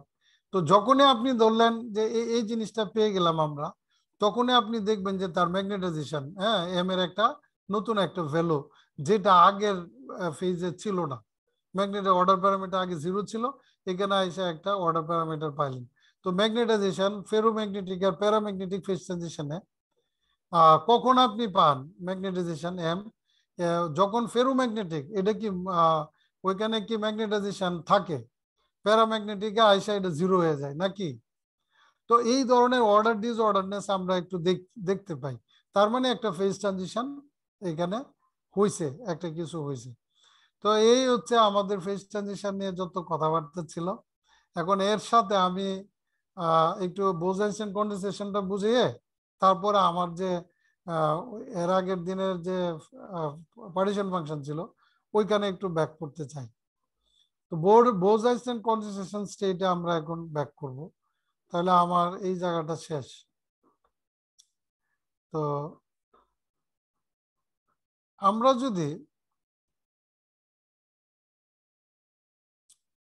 এখন বোলস-আইনস্টাইন কন্ডেনসেশনে যাই, এটা ফেজ ট্রানজিশন কিন্তু ওই একই রকম। তো এই কারণে আমি আজকে ক্লাসটা এইভাবে সাজাইছি যাতে একটা কন্টিনিউটি পাওয়া যায়। তো আপনি জাস্ট এই জিনিসটা বলেন, এটা এই জিনিসটা আপনারা দেখেন, এই জিনিসটার সাথে আমরা পরিচিত না? হ্যাঁ, এই যে বের করছি না ডিস্ট্রিবিউশন ফাংশন, এটা কোন distribution function? Bowls-Einstein distribution function. এটার সাথে আমরা সবাই সুন্দরভাবে পরিচিত। এবং দেখেন এইখানে বিটা কি 1/kT বা -1/kT যেটাই বলেন, এখানে আলফা কি ছিল, পার্টিকেলের সাথে কানেক্টেড ছিল আলফা।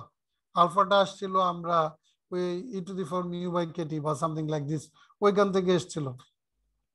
তাহলে আর -1 ছিল, এটাও আমরা জানি।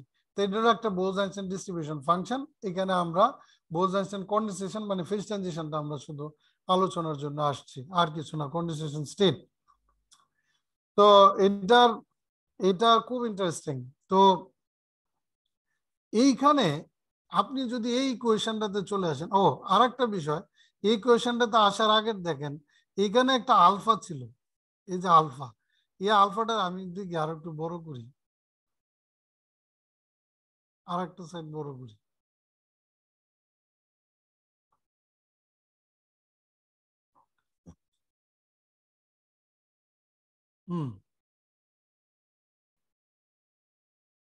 এখানে যদি আপনি একটু ভালো করে খেয়াল করেন, এটা আর এটা তো নাথিং, জাস্ট টোটাল নাম্বারটা বের করছে। এখানে দেখেন এইখানে আলফা ছিল না, এই আলফাটাকে কি করা হইলো, মিউ এইভাবে লেখা হইলো, এই জাস্ট এইভাবে, সরি এটা একটু বেশি গেছে, এই যে মিউ সমান হচ্ছে এটা, আমি যদি লেখেন তাহলে মাইনাস আলফা, মানে এই আলফা সমান তাহলে কি হয়ে যাচ্ছে, মাইনাস মিউ বাই বিটা, ঠিক না, মাইনাস মিউ বাই বিটা। তারপরে দেখেন বিটা যদি কমন হয় তাহলে এই ধরনের একটা সিচুয়েশন আসবে না, এই ধরনের সিচুয়েশনটা আসলো বিটা কমন নিলে। তারপরে আরো যদি আমি সাম করি তাহলে আমি টোটাল নাম্বারটা পাবো না, টোটাল নাম্বারটা তো পাবো, এটা তো আমার ডিস্ট্রিবিউশন ফাংশন। তো এটা আমি টোটাল সাম করলে তো আমি টোটাল নাম্বার অফ পার্টিকেল পাচ্ছি। এইখানে কিন্তু একটা ইন্টারেস্টিং বিষয় আছে, ওইটা আমি আসতেছি। তাহলে টোটাল নাম্বার পার্টিকেল আমি পাচ্ছি। এখন বোস-আইনস্টাইন কন্ডেনসেশনটাকে সুন্দরভাবে বুঝতে গেলে আমাদের একটা একটা জিনিসের দিকে নজর দিতে হবে। এই টোটাল নাম্বার অফ পার্টিকেল 3.15 আর 3.14 এই দুইটা জিনিসের মধ্যে আমাদের একটা প্রপার নজর দিতে হবে।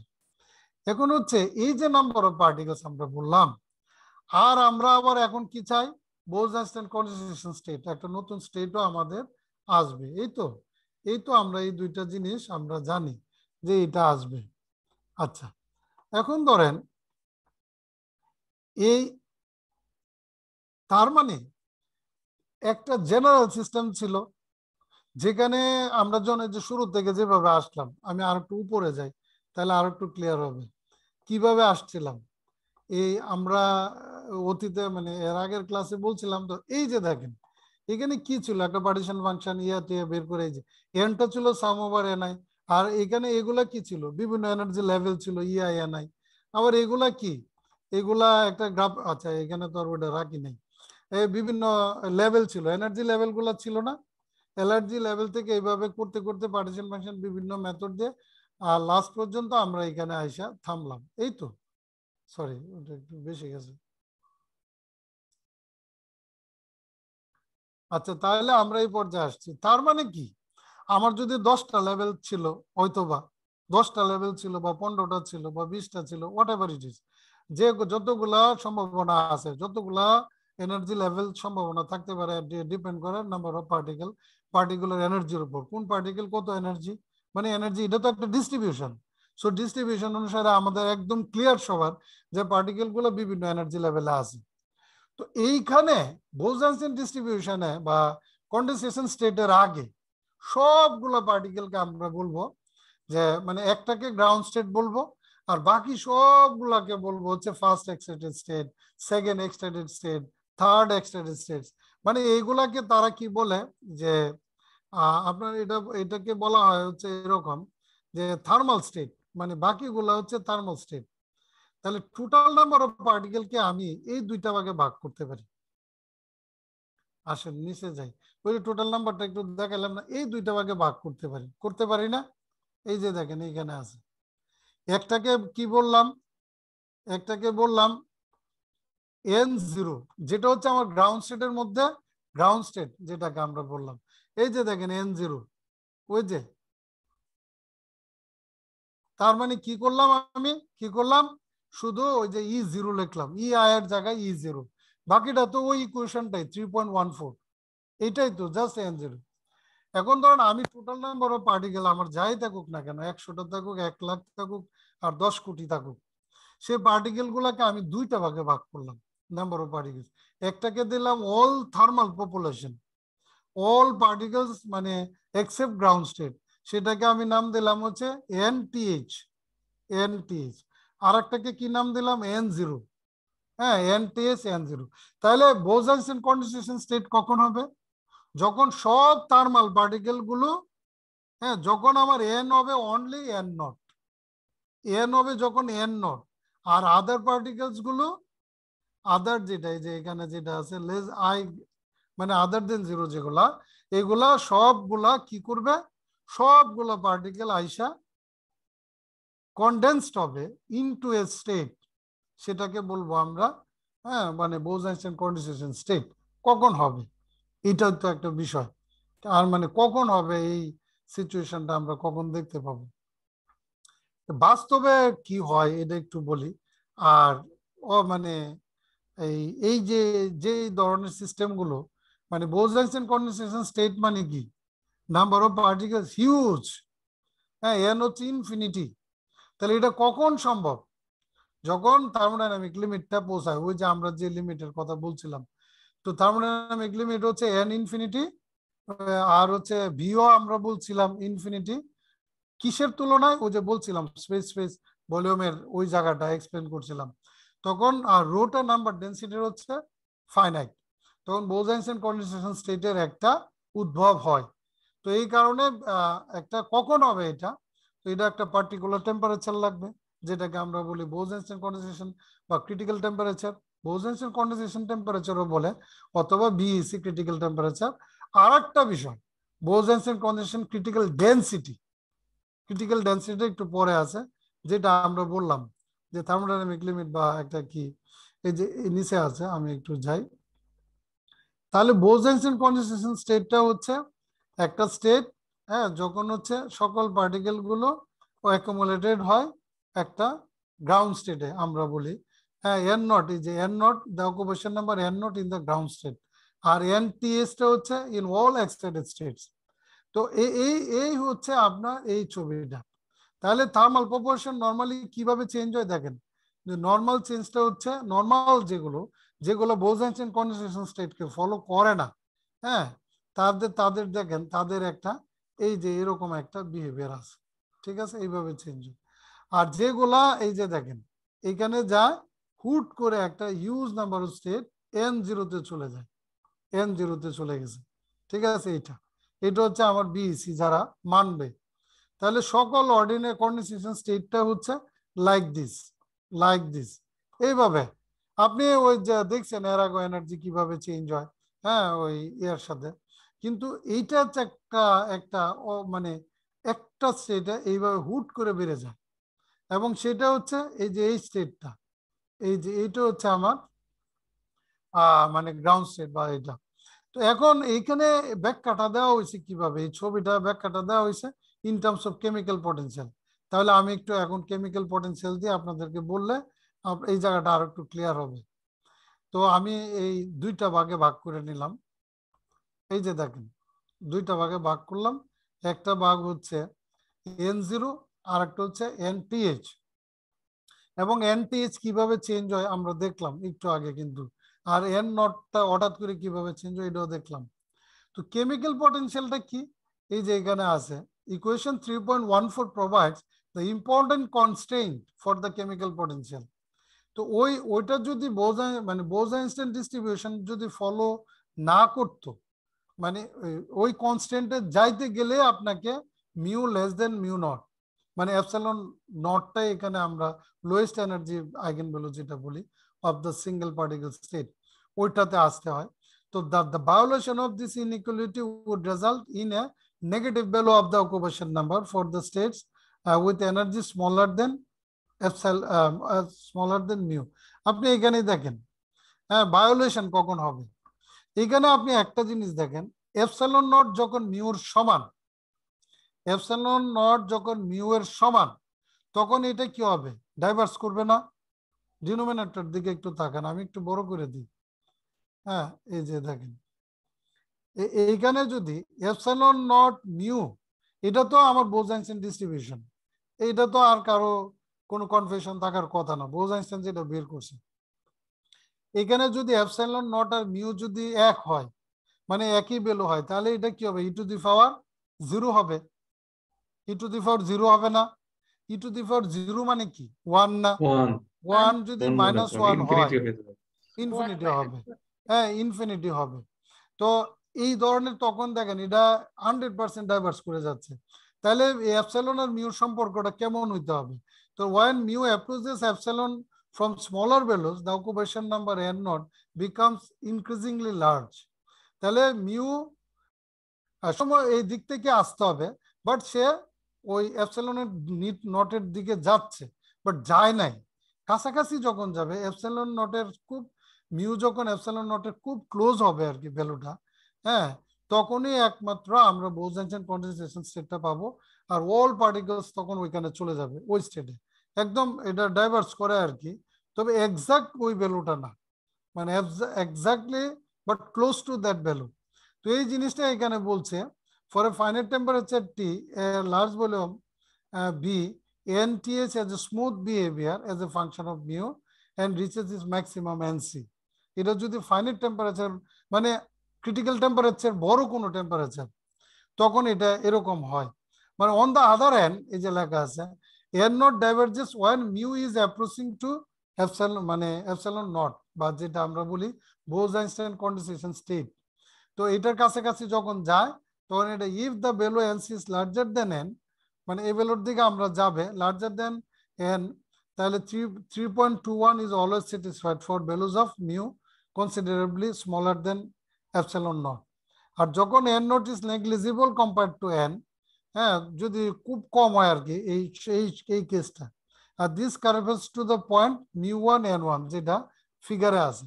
আর অন দ্য আদার হ্যান্ড যদি এনসি যদি লেস দেন এন হয়, on the contrary the occupation number n0 of the ground state is substantial and thus it is expected that condensation is formed and this points corresponds to μ2 n2। তাহলে আমরা যদি এই ছবিতে যাই, মানে NC আমরা একটা ভ্যালু ফিক্স করলাম এনসি। তো এই যে এনসি, তো এনসিটাকে টার্গেট করে আমরা বলতেছি যদি এন এর ভ্যালু এনসির চেয়ে কম হয় বা এনসির চেয়ে ভ্যালু বেশি হয়, তো এনসির চেয়ে যদি বেশি হয় সে বলতেছে স্মুথ বিহেভিয়ার, আর এনসি থেকে যদি কম হয় তখন তার এই মানে প্রথম পাবে হলো একটা এই μ2 এইটা পাবে μ1 n1 যেটা হচ্ছে নর্মাল বিহেভিয়ার আর কি, যেটা আমাদের নর্মাল বিহেভিয়ার থাকে। আর যখন ওই স্মলার দেন হবে তখন হচ্ছে এটা অ্যাবনর্মাল বিহেভিয়ার, মানে বোস-আইনস্টাইন কন্ডেনসেশন স্টেট। যে কারণে অনেক সায়েন্টিস্টদের মানে বুঝতে খুব কষ্ট হচ্ছিল যে এটা আসলে কি বাস্তবে হয়, কিন্তু একটা সময় তারা দেখলো যে এটা হয়, যেটা ওই যে আপনার বোস-আইনস্টাইন কন্ডেনসেশন স্টেটে নোবেল প্রাইজ কে পাইলো? ইরিক পাইলো না, ইরিক করনেল। তো উনি এটা দেখছিলেন যে হ্যাঁ এটা হইতে পারে আর কি ক্লোজ টু, যখন এরকম হয় মিউ তখন এনটিএস মানে সব পার্টিকেল একটা জায়গায় অ্যাকুমুলেট করে, আর সেটাকে বলে বোস-আইনস্টাইন কন্ডেনসেশন স্টেট। তো যাই হোক, আপনার আমাদের এই পর্যন্ত রাখতে হবে। তো এখান থেকে আমাদের যে আইডিয়াটা আমরা পেলাম সেটা হচ্ছে জাস্ট তেমন কিছু না, যে বললাম আমরা যে বোস-আইনস্টাইন কন্ডেনসেশন স্টেটের বোস-আইনস্টাইন ডিস্ট্রিবিউশন অনুযায়ী হ্যাঁ এইটা পসিবল একটা স্টেট, এবং সেটা ঘটে কোনো একটা পার্টিকুলার টেম্পারেচারে, পার্টিকুলার আর একটু দেখাই, পার্টিকুলার টেম্পারেচার আর হচ্ছে পার্টিকুলার ডেনসিটিতে। তো এই যে বিএসসি ক্রিটিক্যাল টেম্পারেচার ডেনসিটি, তাহলে এই পার্টিকুলার শুধুমাত্র এই ডেনসিটিতে এটা হয় এই। তো এইখানে আর একটু ম্যাথমেটিক্স এর বর্ণনা গুলা আছে আর কি। আর নর্মাল কন্ডেনসেশন স্টেটটা এটা ভিন্ন। আচ্ছা, আমি এখন হচ্ছে আর একটু ওই পার্টিশন ফাংশনের দিকে যাচ্ছি। তো আমি মোটামুটি জিনিসগুলো একটু ভালোই তাড়াতাড়ি বলতে পারছি আর কি, তো এই কারণে ভাবছি যে হয়ে যাবে আজকে সময় মতোই, হ্যাঁ আশা করি, আই হোপ। তো এইখানে ওই আগের যে আমার যে লেকচারটা ওটাকে আমি আবার দেখছি, আসলে ওইটা তাড়াহুড়ার কারণে ওই জায়গাটায়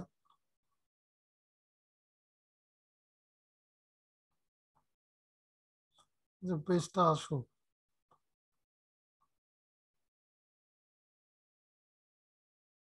শুরু করতে হবে। হ্যাঁ এই যে চলে এসছে,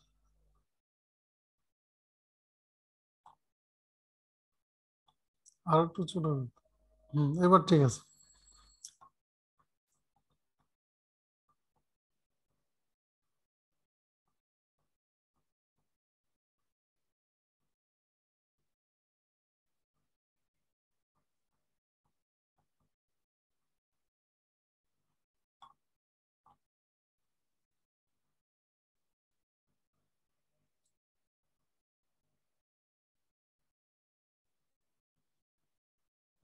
এবার আসছে।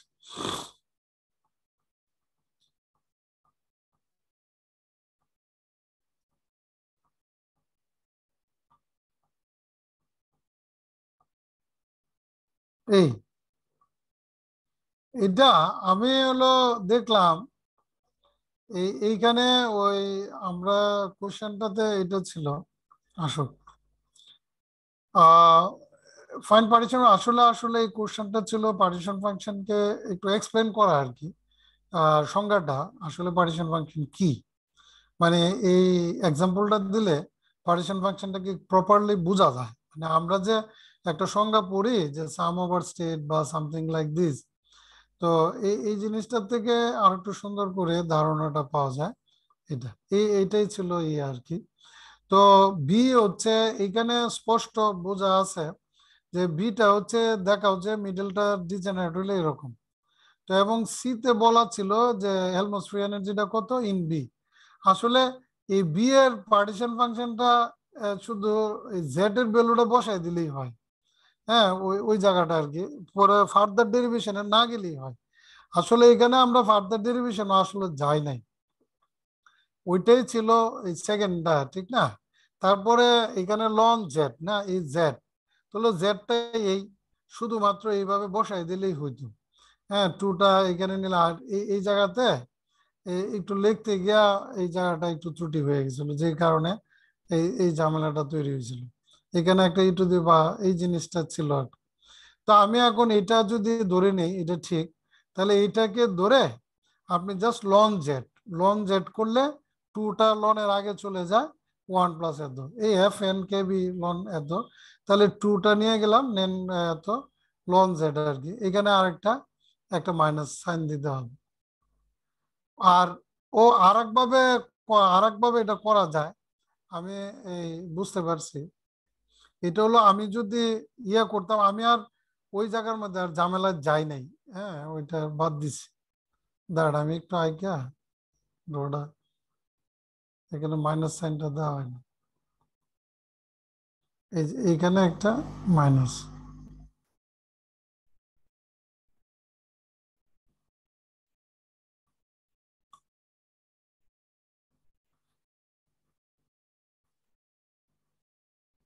ও একটু ভালো করে মোটা করে দিই।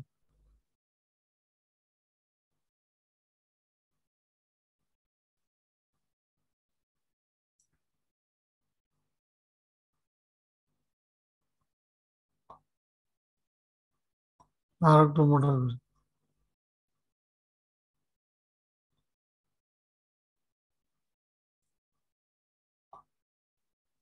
এই এখন ধরেন এইটা ওই যে এইভাবে করা যেত, এখানে আমি যদি টু এইদিকে নিয়ে আসতাম, বা এখানে একটা মাইনাস ছিল মাইনাসটারে ওইদিকে নিতাম, তো নিয়া এটারে আবার যদি লনটাকে উপর করে বাইনোমিয়াল ফাংশন টাংশন করা যেত। আসলে দরকার নাই, এটা আমাদের এই এই লেকচারের উদ্দেশ্য ছিল থার্মোডাইনামিক প্রপার্টিটা পার্টিশন ফাংশনের সাথে কিভাবে কানেক্টেড, জাস্ট ওই এক্সাম্পলটা দেখানোর জন্য।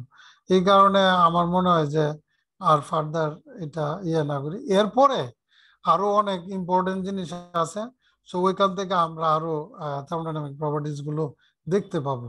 এই কারণে আমার কাছে মনে হচ্ছে যে আমরা ফার্দার জায়গাটাতে এগিয়ে যাই।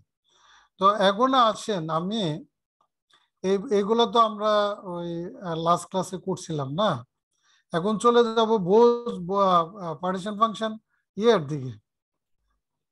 বোজ-আইনস্টাইন ডিস্ট্রিবিউশন আছে, ম্যাক্সওয়েল-বোলজম্যান আছে, ইনডিস্টিংগুইশেবিলিটির ক্ষেত্রে ওইগুলো কিভাবে করা যায়, সিঙ্গেল পার্টিকেল স্টেট গুলো এগুলো ছিল। এগুলো আমার মনে হয় যে একটু বললেই হবে, পরে আমরা একটু আলোচনা করলাম।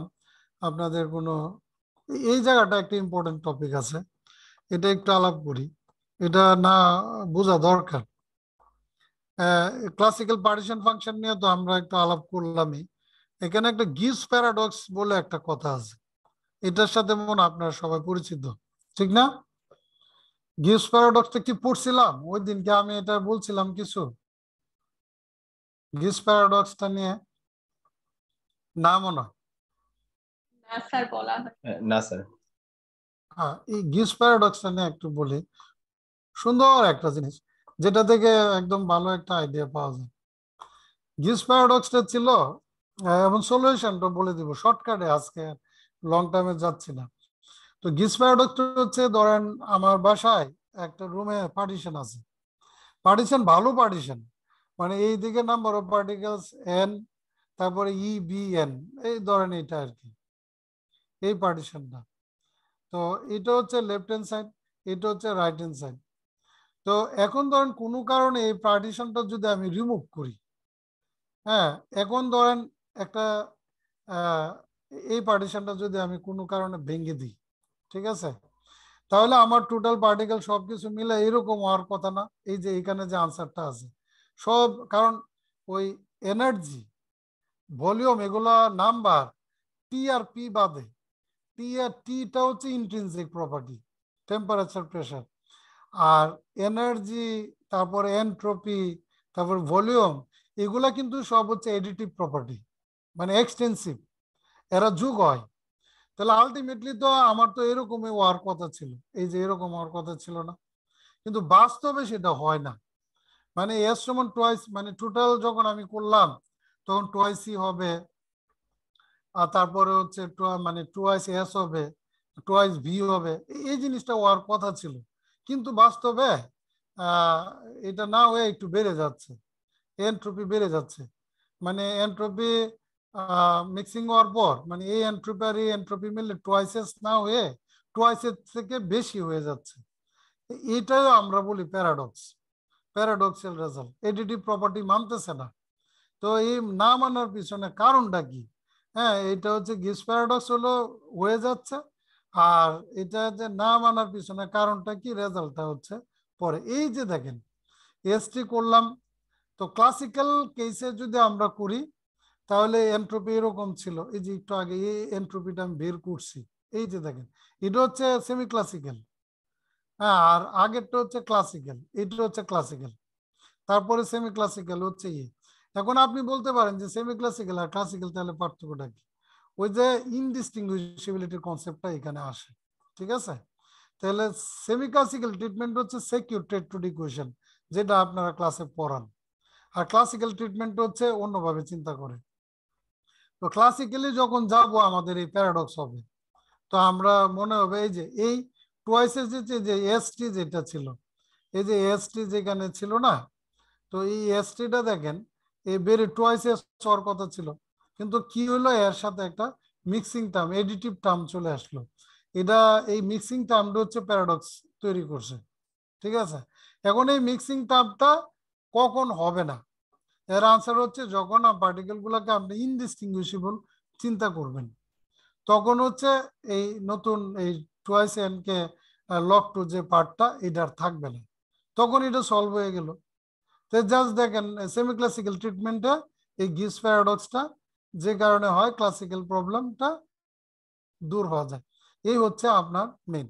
এখন আপনি বলতে পারেন যে এই যে ইনডিস্টিংগুইশেবিলিটি হইলো, তো ওর জন্য কি হইলো, আগে কি হয়েছিল পরে কি হইলো? এই যে দেখেন আগে যেটা হয়েছিল আমি তো বললাম, এই যে ধরেন এই ক্লাসিক্যাল হইলে মানে ডিস্টিংগুইশেবল, ঠিক না? আর সেমি ক্লাসিক্যাল এখানে আমি বলতে জাস্ট ইনডিস্টিংগুইশেবিলিটির কনসেপ্টটা রাখছি।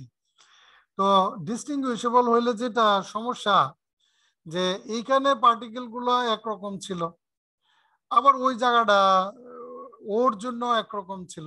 যখন এই পার্টিশন দেয়াল ভাঙ্গে দিলেন, তখন এইখানের কিছু পার্টিকেল ওইখানে গিয়া নতুন স্টেট তৈরি করছে, বা ওইখানের কিছু পার্টিকেল এইখানে এসে নতুন কিছু তৈরি করছে। এখন ডিস্টিংগুইশেবল হইলে এগুলো এক্সট্রা কাউন্ট করে, আর ইনডিস্টিংগুইশেবল হইলে ওইগুলা এক্সট্রা কাউন্ট করে না। তো এক্সট্রা কাউন্ট যখনই করে তখনই এনট্রপি বেড়ে যাচ্ছে। এই যে দেখেন ডব্লিউটি হচ্ছে ডব্লিউ টুয়াইস এন এর স্কোয়ার, মানে প্রোডাক্ট না? তাহলে একটার জন্য দেখেন, এটা তো আমরা করছিলাম এর আগে, এই একটার জন্য এই যে এগুলো তো আমাদের আগে, আচ্ছা যাক আমি এখানে আসি,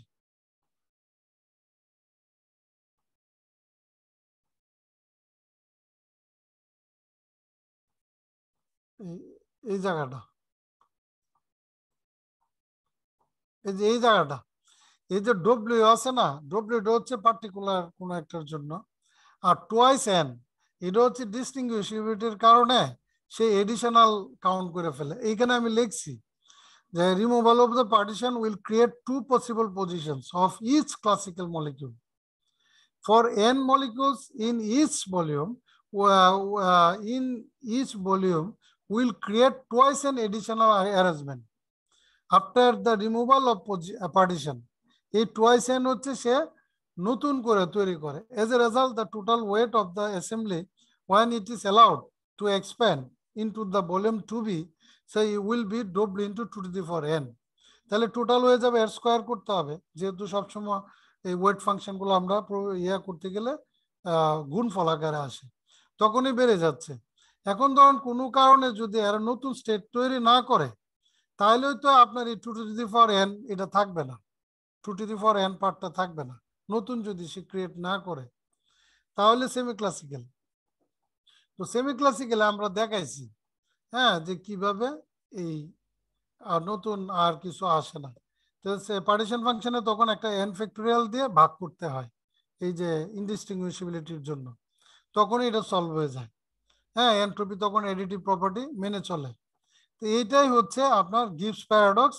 আর গিবস প্যারাডক্স কিভাবে সলভ করতে হয়, জাস্ট চিন্তা করবেন সেমি ক্লাসিক্যাল ট্রিটমেন্ট দিবেন, তাহলে ক্লাসিক্যাল ট্রিটমেন্ট দিলে হবে না, যে জায়গায় যে ট্রিটমেন্ট দিতে হবে।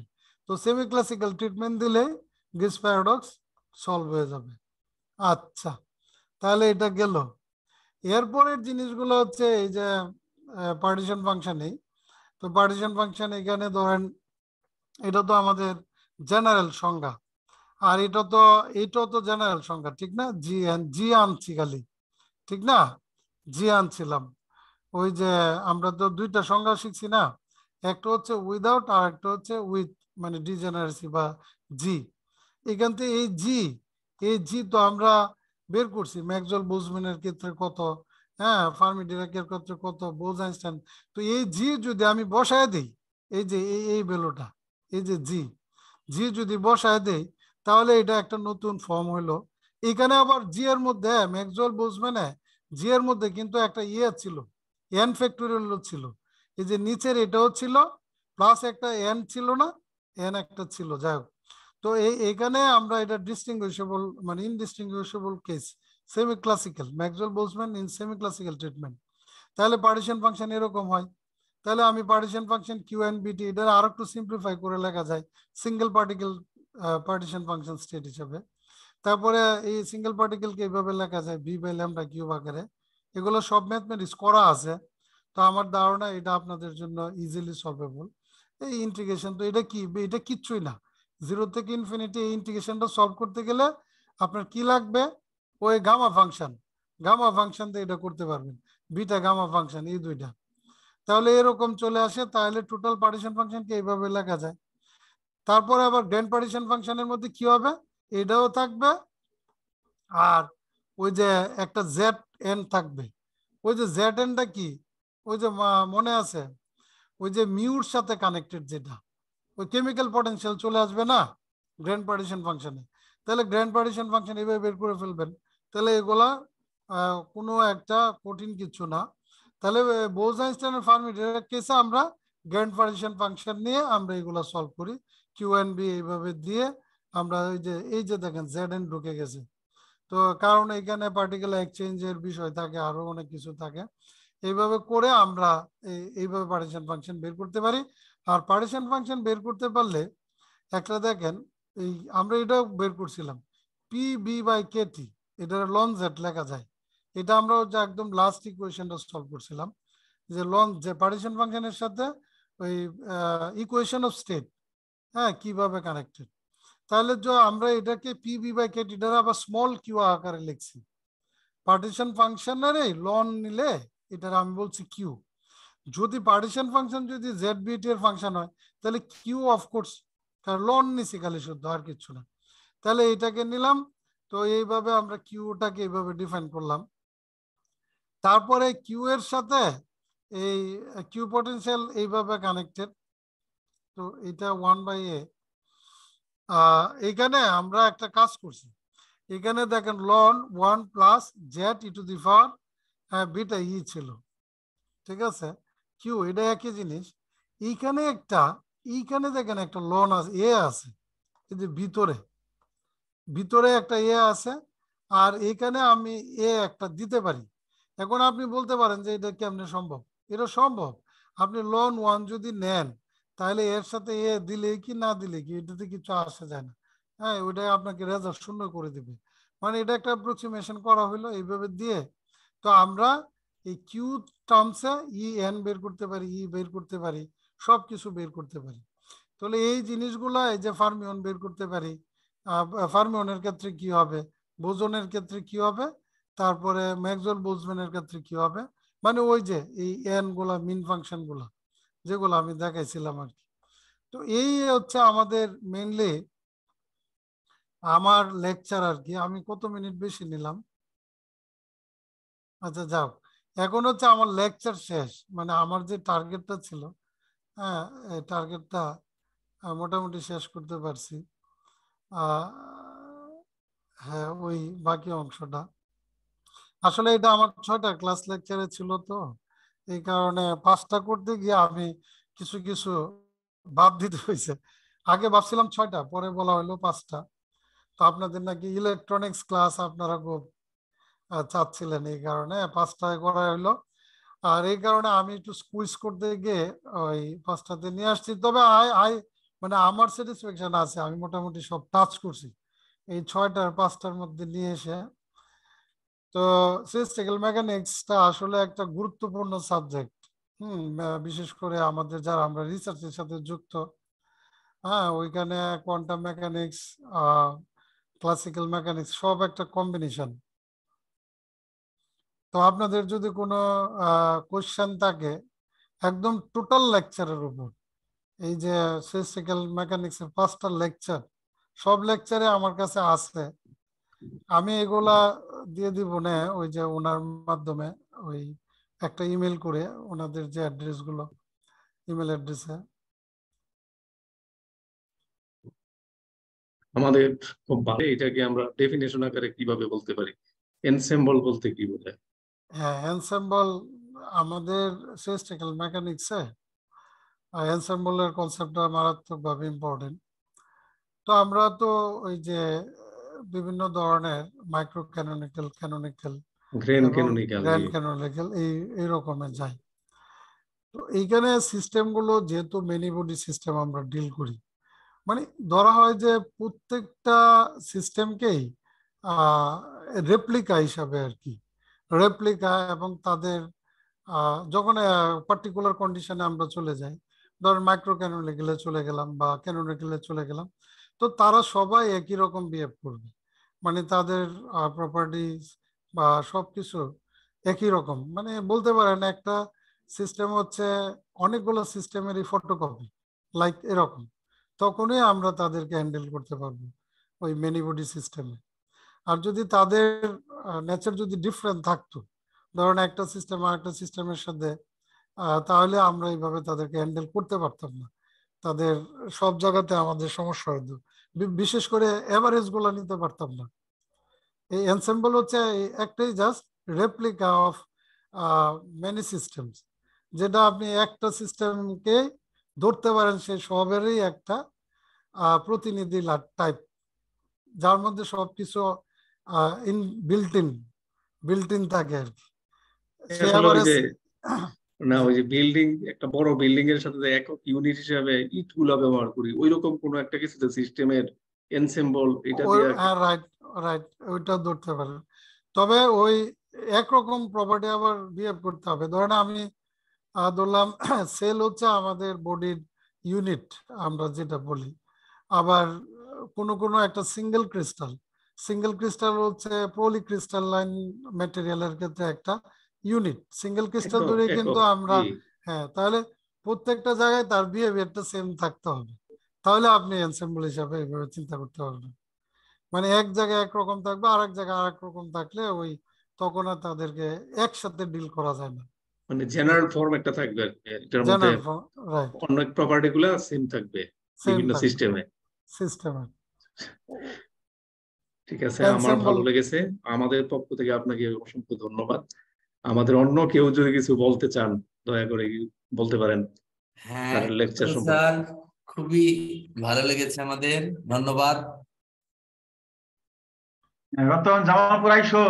বিভিন্ন ফেজে থাকে, তো আমরা কিভাবে ওই এক্সপ্লেন করব, তো সেই জায়গাটা আমি বলছিলাম ফার্স্ট অর্ডার কিভাবে, সেকেন্ড অর্ডার কখন হয়।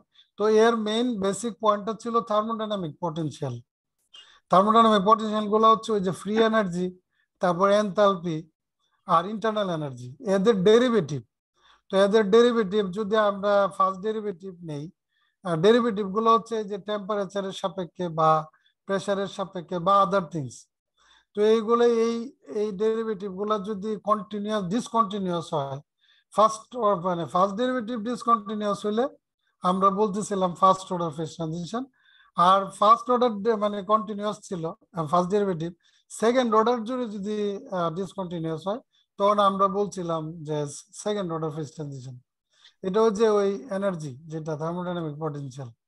তো ওইখানে মূলত আমরা এই জিনিসটাই আর একটা জিনিস বলছিলাম, লেটেন্ট হিটের একটা কানেক্টিভিটি আছে। ফার্স্ট অর্ডার ফেজ ট্রানজিশন গুলো লেটেন্ট হিটের সাথে কানেক্টেড থাকে, আর সেকেন্ড অর্ডার গুলো হচ্ছে স্ট্রাকচারাল ট্রানজিশনের সাথে একটু ভালোভাবে কানেক্টেড থাকে। তো আমার ধারণা এই 10 মিনিট আমরা এই জিনিসগুলো উইথ ফিগার, হ্যাঁ, একটা ছবিগুলো দিয়ে দেখাইছিলাম। তো আপনি রেকর্ডিং দেখলে আশা করি ওই জায়গাটাতে আর একটু ক্লিয়ার হয়ে যাবে। তো এইটাই ছিল। Thank you sir, thank you. হ্যাঁ, ওয়েলকাম। তো এই আর কি।